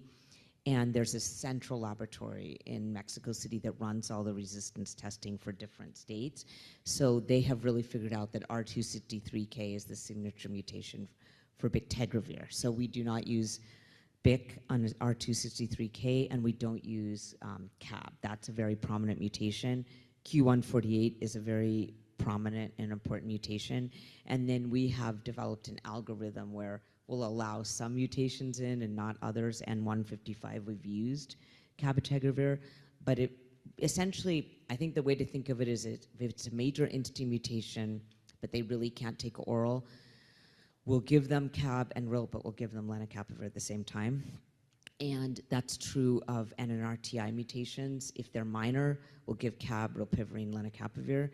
And lenacapavir, we have no baseline resistance anyway. The N74D that came out in 3 of the failures in the purpose 1 and 2, I think that's going to be a signature mutation, so is 67 and 70. But we don't have that yet because luckily no one's been using len, so we don't have like circulating resistance. They showed that in this latest purpose 1. So, but I think we are developing an algorithm, and you can find it on a publicly facing website. So if you just put in Google Getting to Zero San Francisco Ward 86 protocol, we have a protocol where we list all the mutations that we think are the most significant for not using cab and ril. We keep that really updated, so I would just that's a easily downloadable free protocol. Thank you so much. Another question from the audience. Okay, how do clinicians adjust risk-benefit decision-making for PrEP initiation when follow-up probability is uncertain? And what are some of the frameworks to do that? I can try to tackle this one. That's challenging. I mean, I think that, you know, it is very hard to give a first dose of a long-acting injectable and not know if you're ever going to see this person again. I think that some of the things that we have done, the framework that we have adopted is, you know, shared decision-making, trying to really figure out how we can get contact information for people. Again, I mentioned all those different ways, working with community, if they don't have a natural community link already trying to build. So if we find people on the street, we are trying to bring them into one of the harm reduction umbrellas to help establish that relationship, to help us. You know, I think that LEN is a lot easier to administer in these situations because we don't use LEN in first line, at least, you know, at this point. So, you know, and the risks with CAB and acquiring infection and integrase resistance, although that wouldn't be a reason I wouldn't give CAB, but I think when you do have access to CAB and LEN, and you can try to think about balancing that decision in that way. But I think we do more harm by withholding effective medications because we are scared that people are going to not follow up. And what's interesting is that when you do offer people something, like Linda Gill, you were saying, like that just goes a long way in building trust. And in our experience in LA, we're not actually missing, once we get someone that first injection, the losses to follow up are kind of early, but it's not after the first injection. It's like the fourth, the fifth, the sixth in that window where they're stopping or where we're losing them. So I think we have to get over our own fears and just make sure we have good counseling conversations, good communication, and try to figure out, you know, where the strengths are in the communities where you work to help you with that. If I could just add a little bit, I think also figuring out what is the reason why this person might be at risk of not coming back. So we're just finishing a CAB program in something called mobile men. So these are men who are mobile for work. They literally have to move. They're either driving trucks or they're driving taxis or they're fisher folk in Uganda. So they're going out, you know, on the lake to fish. And we found that those men want to come back, but circumstances such that they don't. So the first thing is information. Make sure people realize you know, it's not like your viral load's going to come back and you're going to die of AIDS. This is prevention. So, but make sure you have some other prevention available then. So, you know, you still have the access to condoms or you oral prep on your pocket or whatever that you can then step in if circumstances happen. The other thing we got from a lot of our data was it was access. So I'm over there, but the clinic's over there and I don't have a clinic over here, or I got it over there now. So I think once we have more established pickup points, that is also going to help this a great deal. So if we have a system where I don't have to always come back to this place because it's got my records, but I can go there, and this is where we are finally in South Africa now going to have an electronic record that is associated with the person, not with the clinic. So that it doesn't matter if I go to the Eastern Cape, I'm still going to be able to get my LEN and I'm not going to be sent back. And so finally, and by the way, again, countries like Malawi have managed to achieve this, which is extraordinary. Their health spend is $1 per person per annum. And they have managed to achieve it. So I just want to say, I think we can get there. But, you know, these are the things that I think will facilitate persistence on these. And by the way, can be then exported to other fields of medicine. Because if we can get this right for HIV, we can do it for contraception, we can do it for psychiatry, whatever else.